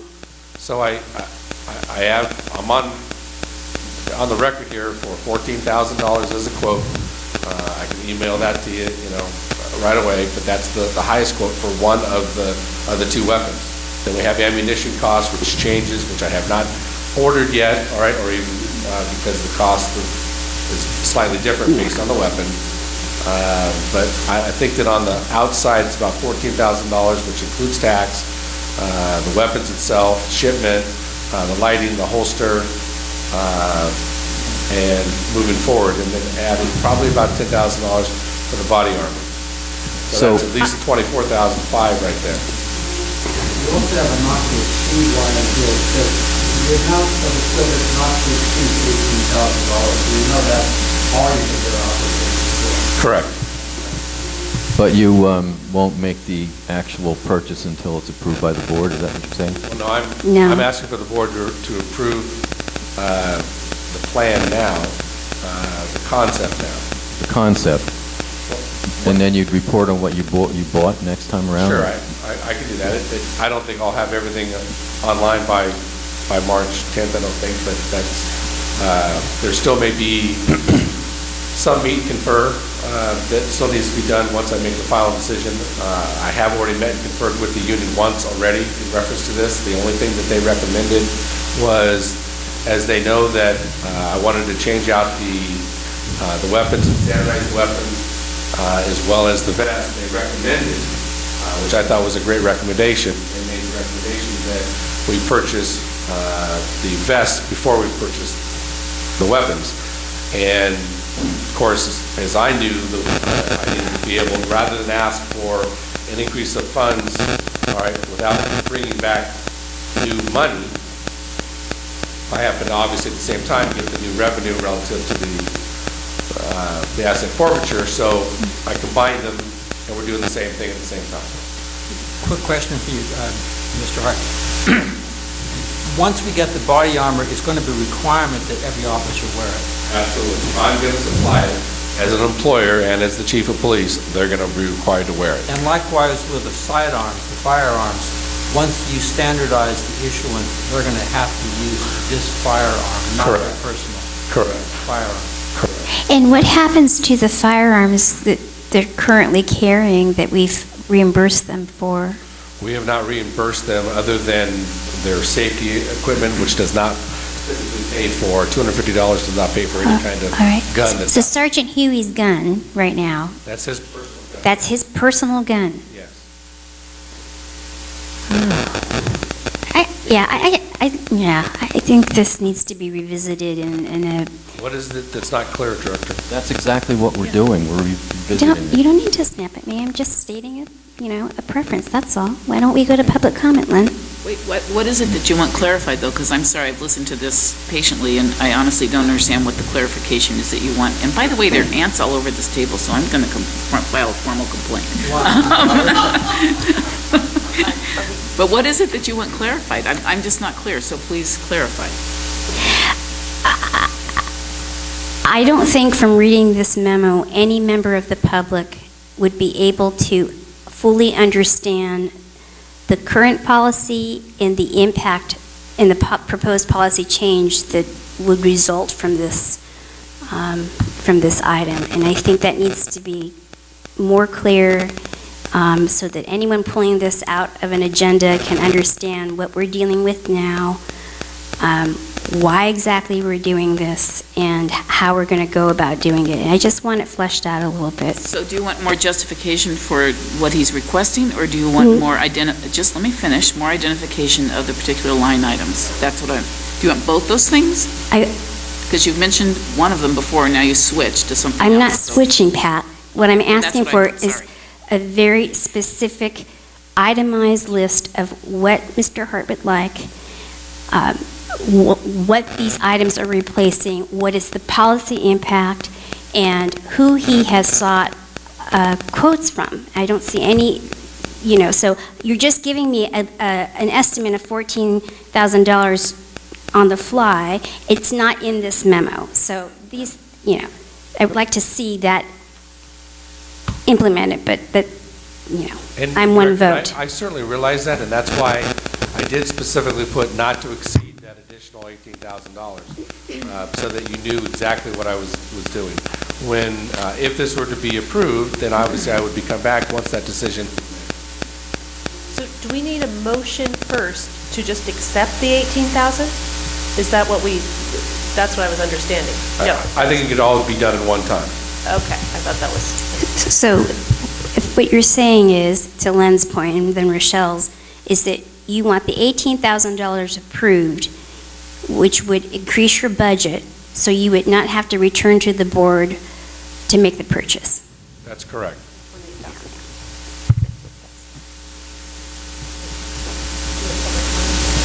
Yes, Jim's been waiting patiently. Thank you. Jim Watt. Do I need to introduce myself anymore? This is a real surprise to me, but I did talk with Carl Kruger, and he and I are in agreement about what I'm about to tell you. I want to refer back to the Finance Committee meeting where Chief Hart requested that we consider changing the budget for legal expenses to increase the current budget of $99,000 by another $80,000 potentially, because it's very clear that we're going to exceed that number. And the Finance Committee, by unanimous vote, agreed with Carl making this recommendation that we not increase the budget, but rather let the final numbers speak for themselves once the budget period is over. And I feel the same thing should be done here. Now I'd like to go to my prepared remarks, if I may. I reviewed the budget going back to 2007, and I found that we expensed $100,000 over this 8-year time frame for WestNet costs. Presumably, these costs do not include the time spent by our officers on WestNet assignments outside Kensington. Wait a minute. This is off topic. No. What's the point of this comment? Because we're talking about taking WestNet money and applying it here. So I just want to point out, we have already expensed $100,000 over the last 8 years on WestNet costs. And now we are told that we will receive $18,500 as part of our involvement in this program. That is good news. But I don't believe that $18,500 we will receive should automatically accrue for police-related uses. Rather, I think this money should go into the general fund. I see no justification for modifying the $10,000 now shown in the weapons account to $18,000.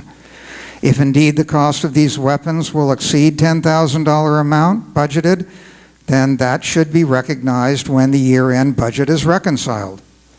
However, while we were told that the research identified these cost overruns, we were not provided with the details to support this. In talking with a friend of mine with extensive law enforcement experience, he informed me that a handgun known as a Glock 22 is a favorite among police agencies. It retails for about $525, and there's a discount for the police. Add in a holster, an ammo clip, and the weapons cost might be $6,000 for 10 officers. That leaves $4,000 for training and extras, leaving us with the original $10,000 budget. So more backup is needed to justify the increase to $18,000. Likewise, we were told that the cost for body armor could be $10,000, but with no backup.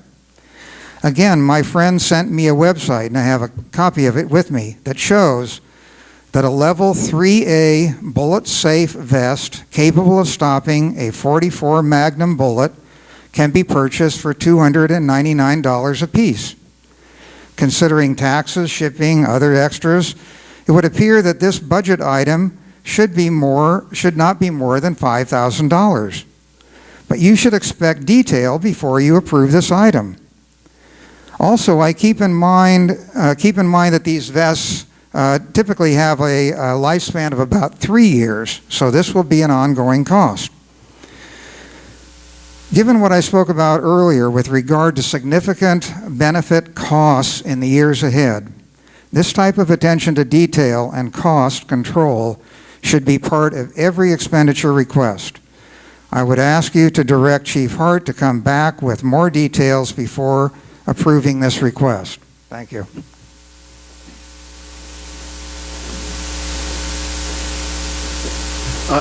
I have a question about the flashlight on the gun. I have no problem with there being a flashlight on a gun that an officer needs to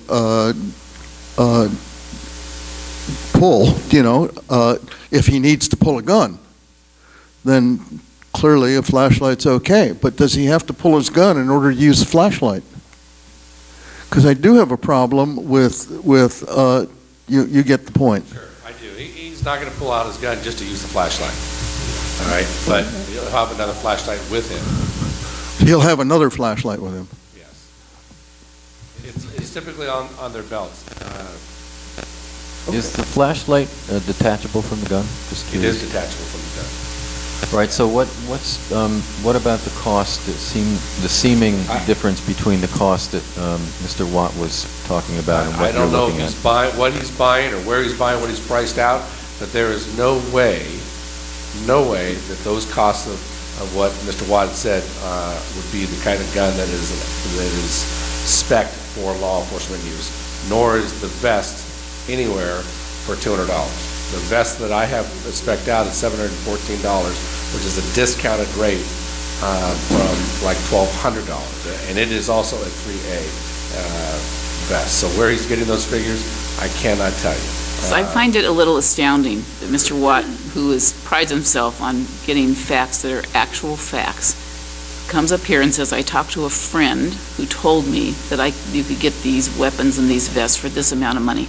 I don't know what you're holding up, Mr. Watt, but we pay Mr. Hart to be an expert in this area, maybe you should be chief of police, general manager, and God as well. You know what, there's no need to be rude to a constituent. It's unacceptable, and I believe that the procedures and policy manuals actually says that it's unacceptable for a board director to mistreat a member of the community. Well, Vanessa, if you want to start talking about mistreatment, I am happy to go there. All right, well, can I would like... Make one more point, too, just to clarify, and I believe it was in the staff report, and that is that the funds coming from WestNet are restricted.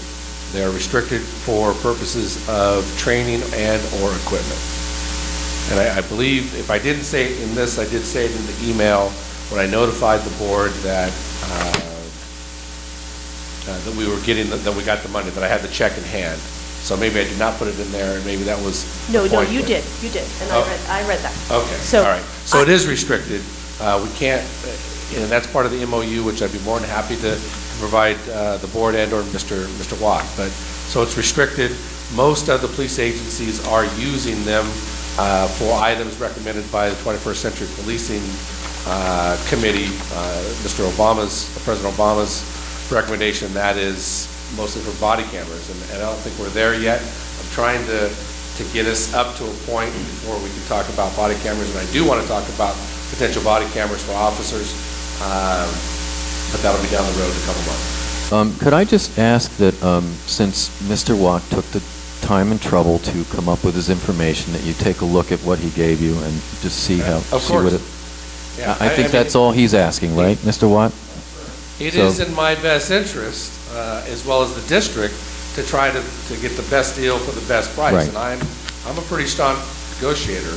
So, so just check out what he's got, that's all I ask. And so I also think that given the issues that have been raised here, that it would serve you well to itemize exactly what the cost is going to be, et cetera, so that Ms. Cordova will be happy about that, and the rest of us can see it as well. Absolutely. And make a decision that makes sense for everyone. So I think you're going to have to bring it back, unfortunately. Is it standard policy to have two separate proposals so that you have two separate dealers? It seems to me that if I go out to buy something, I generally don't just shop in one place. I find out what, particularly when it's a big investment, I find out what somebody else might charge. Of course. You didn't say he didn't do that. I'm simply asking and clarifying. So it's a great question. There are two different, well, we got multiple bids and multiple proposals, but we also know from experience that there are certain vendors that provide the best price for law enforcement. The guns tentatively are from LC Action, which is a well-known professional not manufacturer, but supplier, and the vests were quoted out from Adamson Police Supply, which is also a well-known police supply agency that provides vests to agencies all over the Bay Area and as well as the South State.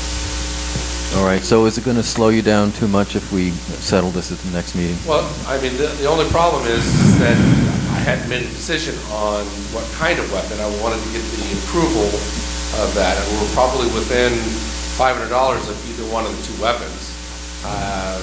But I will tell you, the quote is within, it's like, as I recall, $14,200 for the highest bid for the weapon, which is all-inclusive. And then I did write it in there because I recognized that I did not have the specifics in there of not to exceed the 18. That money will stay in the fund, and I can provide the specific date of when the decision is made to the board through email, and then copy that for correspondence at the next regular meeting, or report out on whatever the board's direction is. I think the problem, Mr. Hart, is that people have raised issues about the way the money's being spent and questions about whether we're getting the best deal that we can. And so I think for us to approve it without that information would be not the best decision for us to make tonight. That's my feeling. So unless there's some urgency to do this, then I would say come back with more detail and more information so that we have everything before us and we can debate it with that information. do we need to, my only other question is similar to Rochelle's, which is, do we have to accept the 18,000 no matter what tonight? Or can we delay that for a month? If that's the pleasure of the board, I would make a suggestion that you accept the $18,000 and then not authorize me to add it to the line item as indicated, but at least with one motion that accepts the $18,500 because we did receive that money from Westnet. I can't accept that. I just would prefer just... So what advantage do we gain by waiting until the next meeting to accept that money?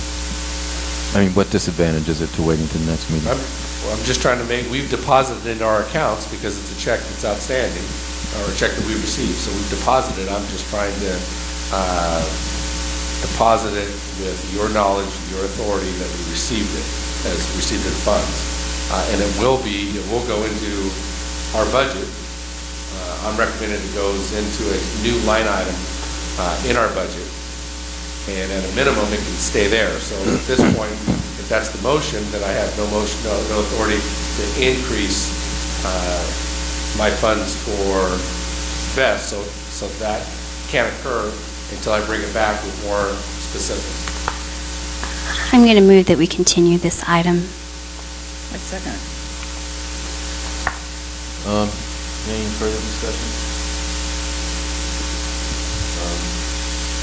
Well, let's take a vote. All in favor?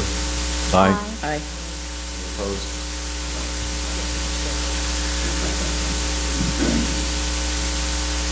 All right. Chuck voted no. It was, Chuck voted no, everybody else voted yes.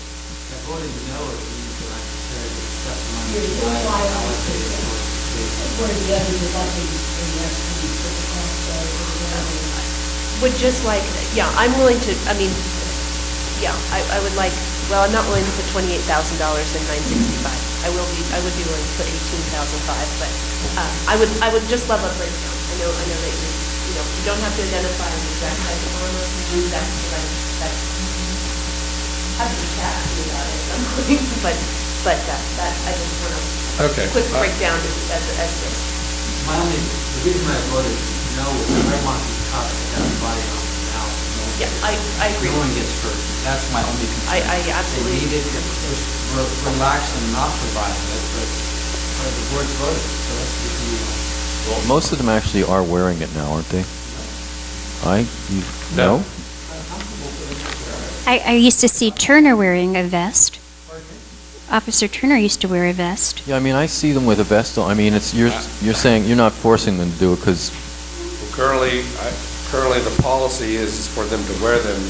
However, past practice has been you have to bring your own. So what they do is they don't have their own, so they don't wear it. It's in the MOU, though. Some don't. Well, the MOU has an allowance for the vest, I believe. Now we're mandating, hopefully, we will buy them a safety vest, which they must wear as part of their uniform every time they're on duty. Yeah, and frankly, we're not in compliance with the law right now.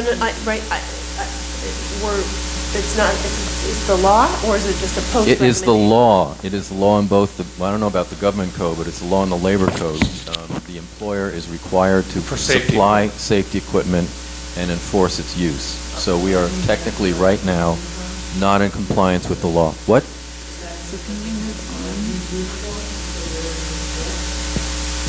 No. Okay, folks, it is 11:25. Can we please move on? We still have so much more to cover on this agenda. Okay, Pat speaks wisdom. Do remember, though, that's our legal obligation. So we'll bring that one back. So item D. Again. So item D, directors, you've seen this before. We've had some discussion before. We brought it back now after the board's direction was to have some more discussion and more community involvement. I know that Director Reese Watts will add to that, but essentially this is identifying what our current costs are for rental of the community center, rental of, say, the kitchen, rental of the, any of the individual rooms. And I believe that it's time, after a period of number of years of not looking at or raising the fees, that we take a different look at it. In addition to that, it's my recommendation that we evaluate the potential rental of specific and reserving of picnic tables. And the reason that that's on my list is because multiple other communities reserve now, and all it is that if you don't want to get up at 7 o'clock in the morning and reserve your picnic table for the day, you pay a certain fee, as other communities have, and I have a breakdown in here to what other communities have. You're able to reserve it in advance. It doesn't mean, so if it's not reserved for the day, and it's 10 o'clock in the morning, it's not reserved, then anyone in the community or outside of that can. What we have found is, during the research, is that a lot of people come from outside of Kensington into Kensington, all right, and use the park and use picnic tables and barbecues. So there are obviously costs associated with the park and revenues, and as everyone knows, it's the goal of the district to raise some of the fees. So we haven't looked at this in a number of times. We did a cost comparison relative to fees, and I have on page 72 proposed fees for increase. This is the second look at it, but it's not. I don't count that as the second read. This is the first read because you tabled it for further discussion. So I bring it back to you for further consideration, further discussion. We'll see it again next month. You'll see it again if you give me direction. You'll see it as well as resolution that will specifically identify what all the fees are. Okay. So, Kevin, one of the residents who had to leave expressed some concern, and I understand why she said so, about the proposed rate for residents on the community center at $125 per hour. That's a $50 raise, which is almost double what people are paying now, and I understand that there's an argument that could be made, it's competitive, but if you start adding up the cost of the hourly rate, if you were to rate this room plus one side room plus a kitchen plus the grass areas plus a barbecue, if you're having a birthday party here, if I did my math right, you're coming up somewhere around $345, $350 an hour. That seems really extraordinary, particularly for residents.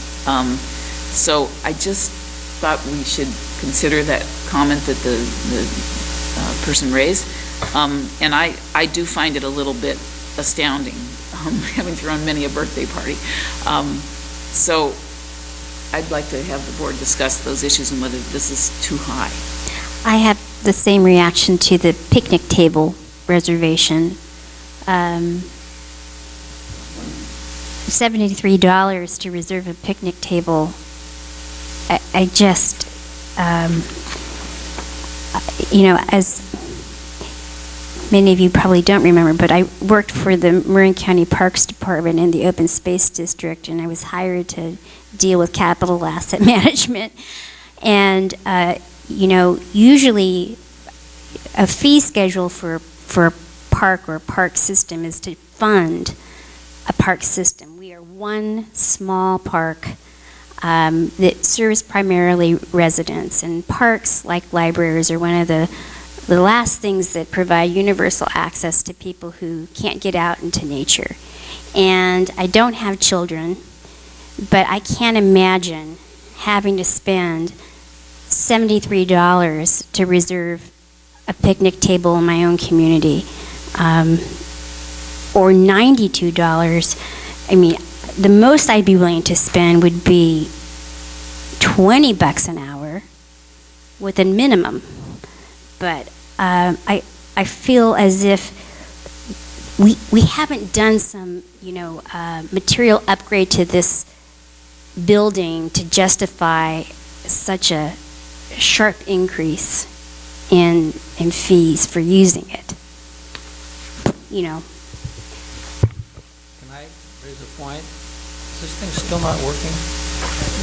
That battery may have died, Director, sorry.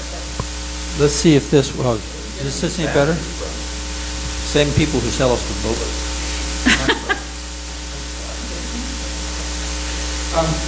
Here's my concern.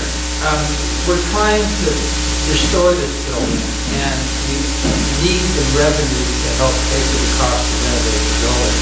The other thing is, these prices for reserving a picnic table, you don't have to reserve it. You can come and privately use it, but if somebody else has paid to reserve it, you're going to stand in line behind them. It's not saying you can't use it unless you reserve it. It's saying if you want to guarantee access, you pay the fee to do it. If you don't and nobody else is using it, it's yours to use. Yeah, I don't know if you're a tennis player, but to reserve the courts, it's,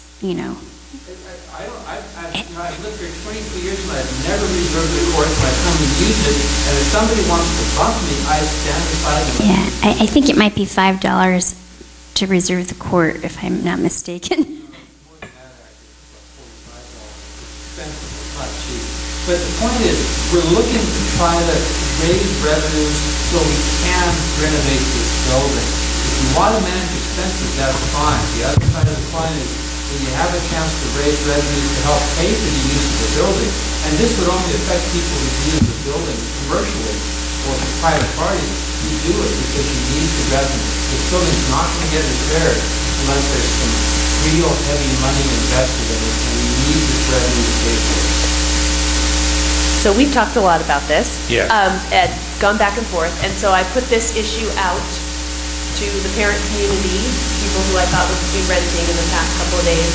And I have to say it's a hot button, and I was surprised because we had talked and then people asked, okay, what's comparable? And I came in with our comparable areas, and the reaction is universally a thumbs down. People think it's too expensive. Some are upset because they say they're taxpayers already. And I just posed the picnic rental. I tried to put the sweetener, but you don't have to get there at 7 a.m. because I think that's, for me, and people said, I don't care. I could do $10 an hour with a minimum of a few hours. They didn't want all day, and they didn't want it to be so expensive. So I think based on the reaction that I got, I would say no on the picnic rental unless we can dial it way back and maybe have a policy that's a little bit more flexible. I think it's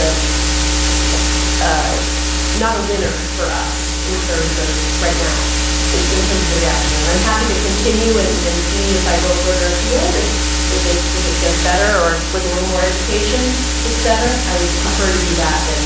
Although I'm a little surprised, Rochelle, that people wouldn't be willing to pay something to reserve a table, to know that you have that table for the day. I think they are, but I think that the reaction was, $73. Yeah, it's the amount. I'm a resident, and I don't need all day. That was almost universal. I don't need all day. I'd rather do a block or a few hours. And a minimum is fine. I think people, $10 an hour with a 2-hour minimum, or $20 an hour with a 2-hour minimum, that would be okay for folks. But making that leap from nothing to 73 really set people back, which I was surprised.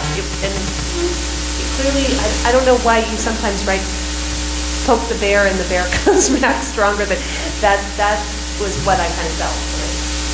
So just for clarity, and it's already been said by all of you, obviously we are trying to increase the revenues to help offset some of the costs of what we'd like to do to this center.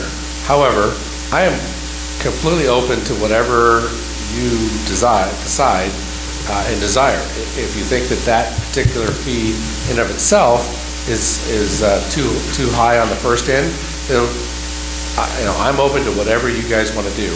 I think as your general manager, it's my recommendation that we do increase the fees to stay current, to stay at least pay for our daily rate that what it costs to provide, as you, Director, had already mentioned about the PG&E alone of how much it costs. So I'm just trying to make sure that this center does not cost us when it is reserved and we lose money. Right now, as you pay one fee, you get the barbecue, you get the kitchen, you get any room you want, you get it all. And I'm open to whatever you guys would like to set as a price. If you want to cut it in half strictly on the picnic table, I'm open. I just think it needs to be reserved. Every other community tends to do that, and that's why I set the price at that, because I know that I hate to use the word victim, but I've paid that, to try to reserve it for the grandchildren. So, because I didn't want to get up at 7 o'clock in the morning to reserve it. And I've got my favorite picnic table. And I think that's what people will do, and it's only for people that want to reserve it, not necessarily, so if it's not reserved, you can come in there anytime and it's free. Well, go ahead. I appreciate Pat's comment and her expertise. So I'm wondering if I can propose, hours late, Pat, that you and I talk about this over the next month, and if that's all right with everybody, and then we kind of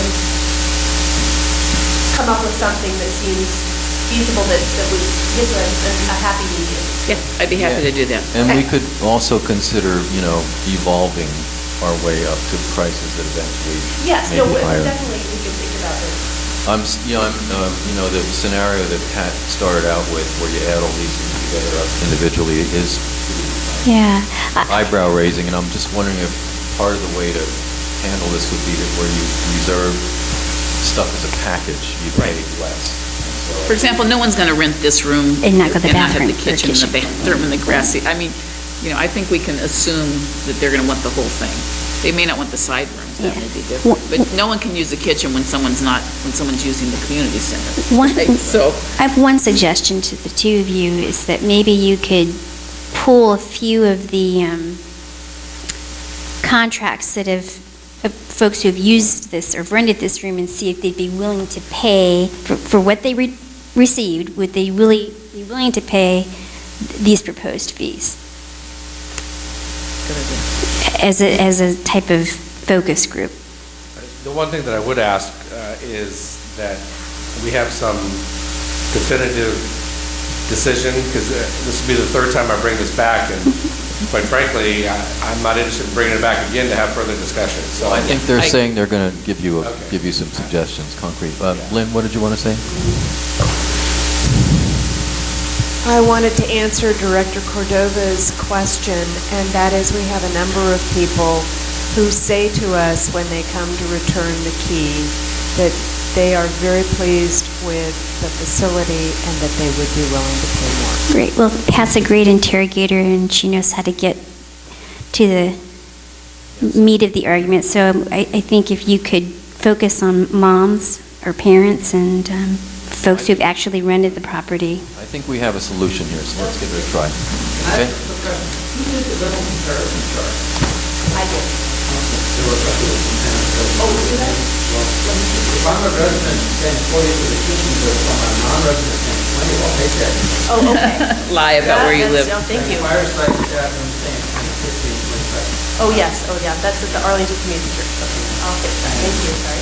The other one, these are all hourly, pretty much. The picnic area, I don't know if you use that up in an hourly. It depends. Is this the last item? No, it's not. Albany is per hour, it's not limited to block. Okay. So, and then per day, sorry, so you'll see the categories. So, each city requires fees per day. Sorry, I said to do it. It's not very Just a moment, please, and that is, I didn't study this time, but my recollection, I put my effort someplace else, but I do recall the discussion about increases in getting police reports, and that seemed to irk people very much. And I would encourage you, in going over these increases, to look at that again. Because somebody who was asking for a report of some burglary or whatever, it's like double loss and offensive. No, she was making a comparison between costing for a police report and costing for a police. No, I was not. I wasn't trying to criticize it, I'm just saying that the notion is double paying for something. When you raise fees. I'm sorry. asking us to revisit the price we No. charge for a police report, right? No. I think that the last time there was some recommendation to increase the cost of getting a police report. And I am simply asking that when Pat and Rochelle look at this revised, or how to come to some happy medium, acceptable medium, that you also consider the increases that were proposed. Okay? They're small amounts of money, but there are some things that people find offensive.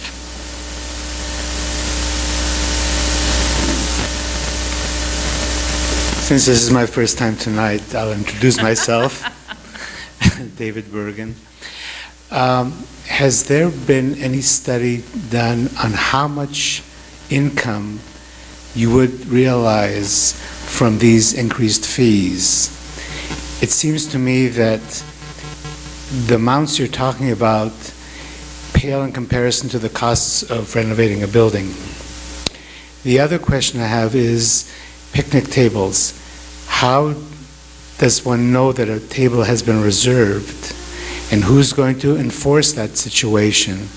Like, you're going to need somebody at the picnic tables to make sure that there aren't going to be fights between people saying, well, I've reserved this table, and another person saying, well, show me, you know. Just a thought. The other thing is this $72 for a table.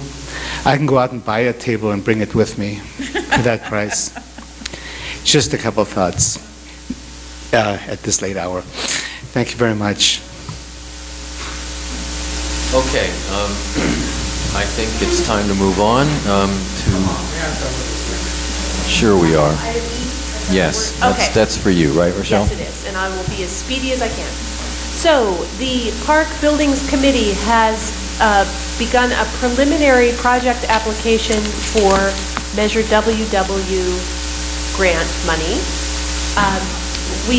I apologize for page 76, which is blank. We submitted the information to the East Bay Regional Parks because we had hoped that we would get some feedback from them, offered some feedback on what we were proposing to do before we actually submitted the grant. We have not heard back from them despite our nagging efforts.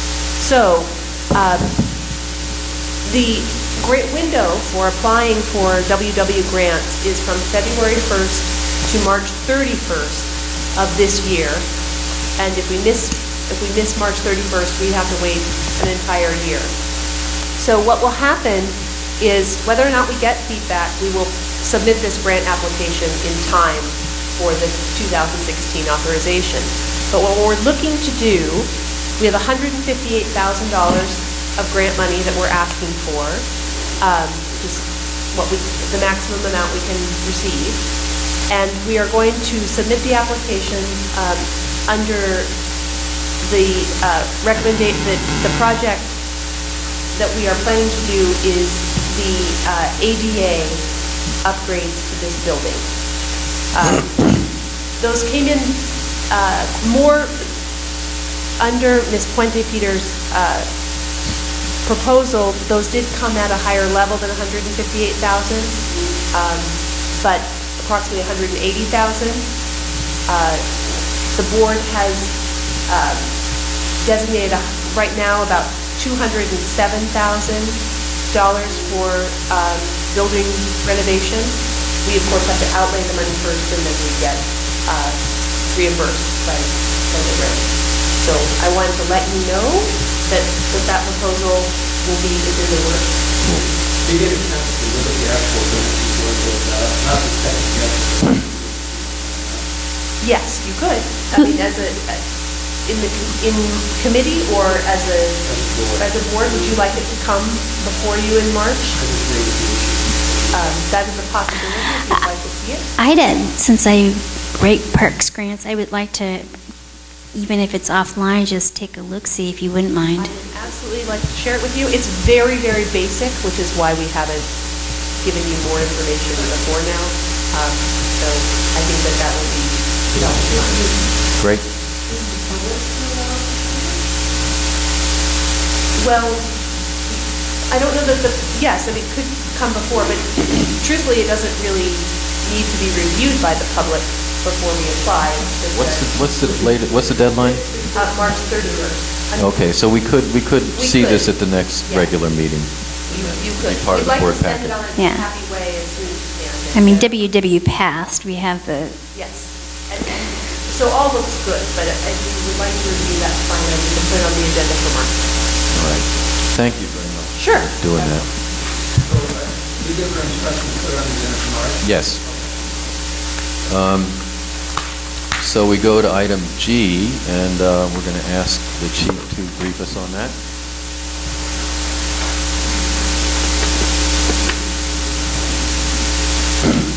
sorry, what page, please? 81. 81.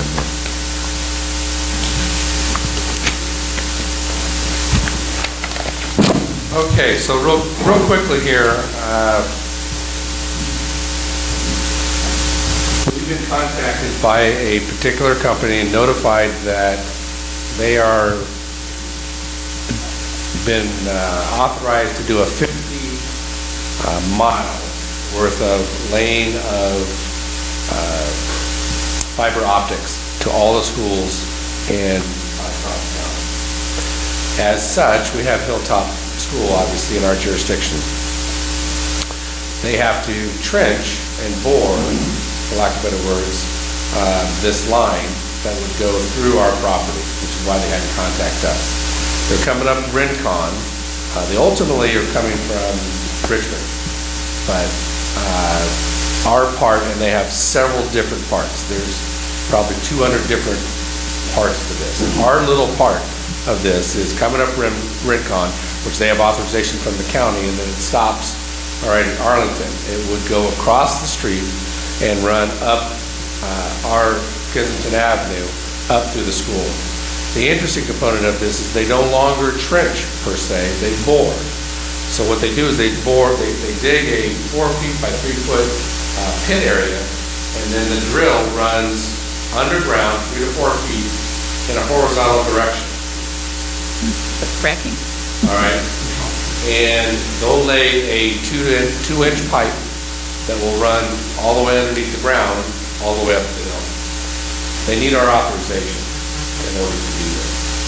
So in discussion with this particular company, as I mentioned as a negotiator, and I'll turn this over to Teresa for any specifics, but I've asked them to stub out for potential future development and expansion of the community center a line that would ultimately provide fiber optics to the community center.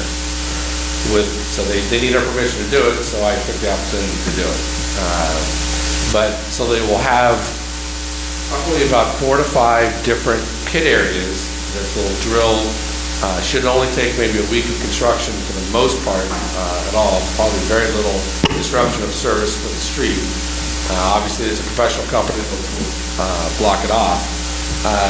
The county gave them a permit, and I asked the law firm to evaluate what we will specifically need to do in order to facilitate the process, which is where I turn it over to Teresa. So in order for them to do this, we would need to enter into a license agreement, essentially giving them the license to install, maintain, and operate essentially an underground conduit to provide the fiber optics, as well as to do... Sure, is that better? Is that better? So we would enter into an agreement with them. Once the agreement would also include the lateral work that the general manager mentioned about stubbing out the community center, which is sort of a bonus for us, since the conduit that's planned comes right by the community center anyway. And that would allow that if Wi-Fi service were to be offered in this location, that the district could choose it if it wanted to have that service without doing any additional underground work. They would essentially do the work up to the surface level, and then so doing that would just be a much more easy thing to do in the future. So we are in the process of getting that agreement in place. Once the agreement is in place, they would have to go back to the county and get a permit from the county to do the work, they would be required to do the work up to the county specifications. Is there a cost to this at all? Great. Presumably, if they do this work, they'll have all the necessary permits, plus all the insurance and security district on during the construction phase of the process. So, so the license agreement has all of the indemnity provisions and insurance provisions that you would expect in an agreement like that. So that will be the agreement with us, and one component of that agreement is then they have to go back to the county and get an actual encroachment permit from the county, which will have all the specifications and the requirements to actually do the digging and the work.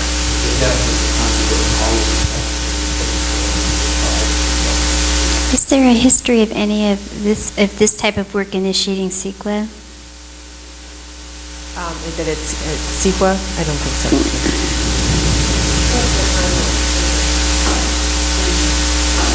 They'd like to start right away. They could realistically, it'll probably 30 days out. We need to see the final license agreement. We need to see the license agreement. Well, myself and Teresa will review it, but it's not a requirement for you to approve it. Which is why I just made it as an informational item. Okay. So that you know what we were doing.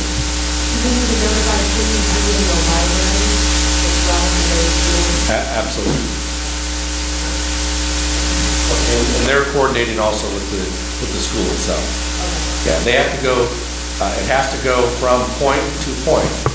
So they'll have a conduit up to the school that they'll tie right into, that ties into their technology cabinet that they have. Essentially, it'll go just, you're thinking about it, because it'll go, it was originally planned for one side of the street or the other. It'll actually probably, the way that they looking at it now with conjunction with ours, they're going to run it right down the middle of the street, but you'll never know it. And there won't be any trenching. It wouldn't matter. It's all underground.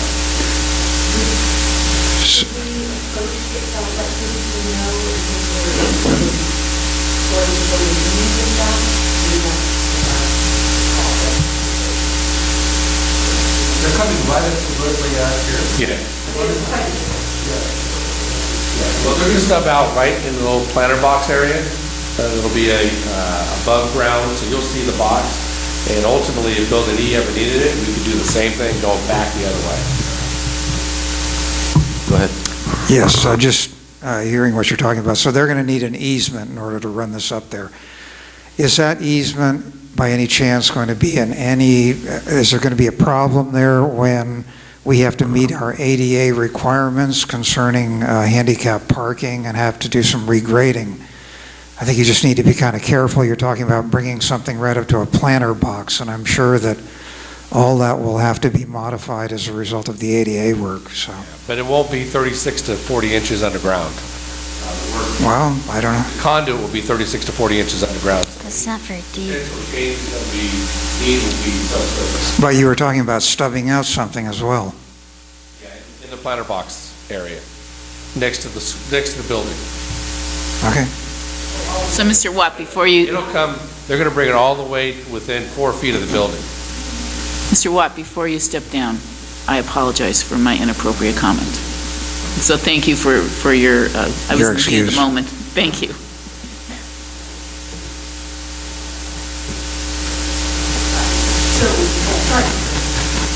So from a technical standpoint, how big a box would they be putting in? Do we know? Yeah, 3 by 2. How high? It'll be right at the surface. Oh, the box would just be at the surface? Correct. Okay.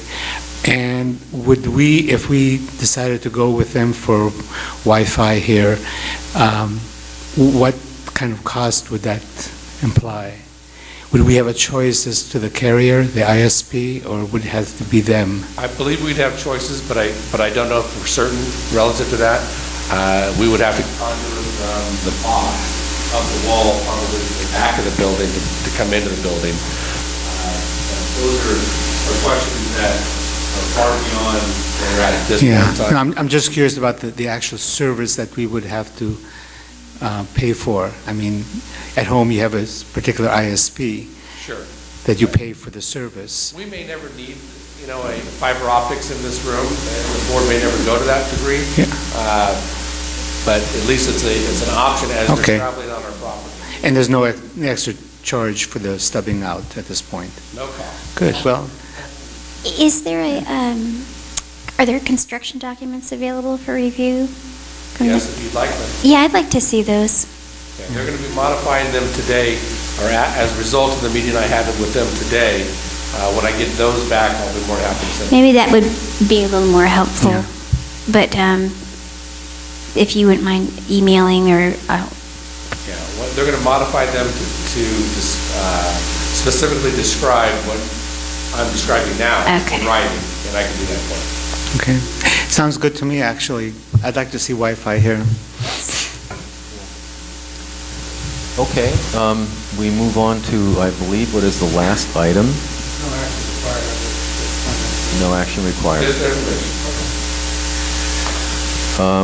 So H, we at our Finance Committee meeting decided that we wanted to recommend that the board authorize the Finance Committee to designate a subcommittee of 5 members to see if we could come up with a budget reserve policy. So I think the Finance Committee needs authorization from the board to do that.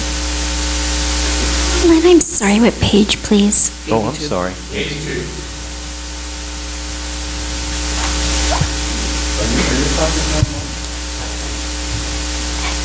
No, I think I go from 85 to 80. Okay, here we go. I go from 65 to the 80s. Sorry. I'm sure it's my fault. I don't want to rush it through, but I'm willing to put a motion. Yeah, I'll second it. Before you do that, go ahead. I actually asked if you did it with 5 people, what the Consumption Brown Act notices on, and yes, it is. I spoke to Vandy about this. I actually wrote them and asked them, because much like the ad hoc committee does this, they intentionally form subcommittees less than the majority of the committees they're on, so they could have the flexibility to meet as a subcommittee without going through Brown Act requirements. The United States is going to do the same thing here. As long as it's less than the majority of the committee, we wouldn't have to meet the Brown Act requirements with notice and all of that. Because the Brown Act only applies when you have the majority of the committee in place. So that's the discussion. So the staff report does describe the name of the 5 individuals recommended by the Finance Committee to sit on this non-Brown Act committee, which means that they'll be meeting, but they will not be publicizing. They will be reporting back to the full Finance Committee. Yeah, and just for everybody's information, the members are Jim Watt, Gloria Morrison, Rob Furman, Paula Black, and Carl Kruger. It's an excellent coterie of people. Thank you. It's an excellent group. I think so. So I guess we need a motion to authorize formation of that committee. Rochelle moved it and I seconded it. Yeah. Okay, all in favor? Aye. Any opposed? No. Okay. So one last item before you have a motion to adjourn. I apologize. I did fail to bring up one item under General Manager's report, and that is that I'm trying to get consensus on a time and a date for the workshop. Lynn and I have not had real good success in getting confirmation of a date and time when all 5 board members would be able to meet. I did give you send you a copy of a consultant that identifies, scope of work and so forth. It is within the budget allocation as early as budget approved, but I wanted to at least give you that option because I know I had a conversation with one of the directors today about the scope of work. So just trying to identify a level of interest. If we're still there, if we're not there, I'm just doing what you guys directed me to do. And that's just one of the things that I thought we were at least go through this kind of You did, but I haven't gotten dates and confirmation of when everyone's available, so. What are the dates that are out there now? Do you know? The 20th of February, which I thought you had already said you were not available for. So the 12th of March or the 19th. I'm available for either. Maybe we can adjourn and then just another round of emails. March 12th, March 19th? Yes. We'll just that.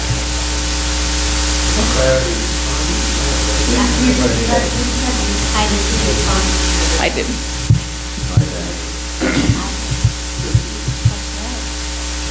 I'll get back to you tomorrow. I had 3, but I didn't have 5, and I didn't want to book anything until I had confirmation of all of you wanting to actually proceed. I will get back to you tomorrow. Okay, I promised Dr. Schwartzberg if he could comment at the end of the meeting. No, it's not a comment, I just have a question for Kevin.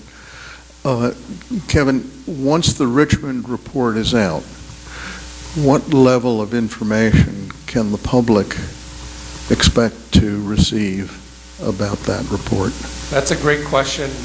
Once I get it, I'm going to be sending it forward into the law group and asking them to review it for purposes of what can be legally released to the public, and then we'll make some determination as a result of that.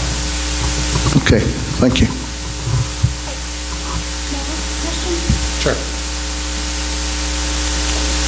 Based on the findings, it is Richmond who either sustains or does not sustain the allegations and not you. Is that right? Ultimately, they make a recommendation. Okay. Yeah, but it is the chief of police that will sustain or not on a final decision. Meaning you? Yes. Wait, that's a little different from how it was explained to me, so maybe I'm not using the right language. It's my understanding that Richmond either sustains or partially sustains or does not support the allegations. And then that is forwarded to this agency where you review the report and the recommendation, because I understand there is one, and you are responsible, and not the board, for any further action. Yes, but I have to either concur or not concur with the recommendation. Board review and disciplinary action between the chief and the officer. I don't think we ever get involved in that. Feel fine. And whatever. I have one question. This is actually on the agenda, and we need to move around that. It's kind of not really with you. Have all these things, so that's something I'm saying. Maybe you guys can talk about this offline. Yeah, I think we're done. So do I have a motion to adjourn? I move we adjourn. I second it. All in favor? Aye. Any opposed? Yes, thank you for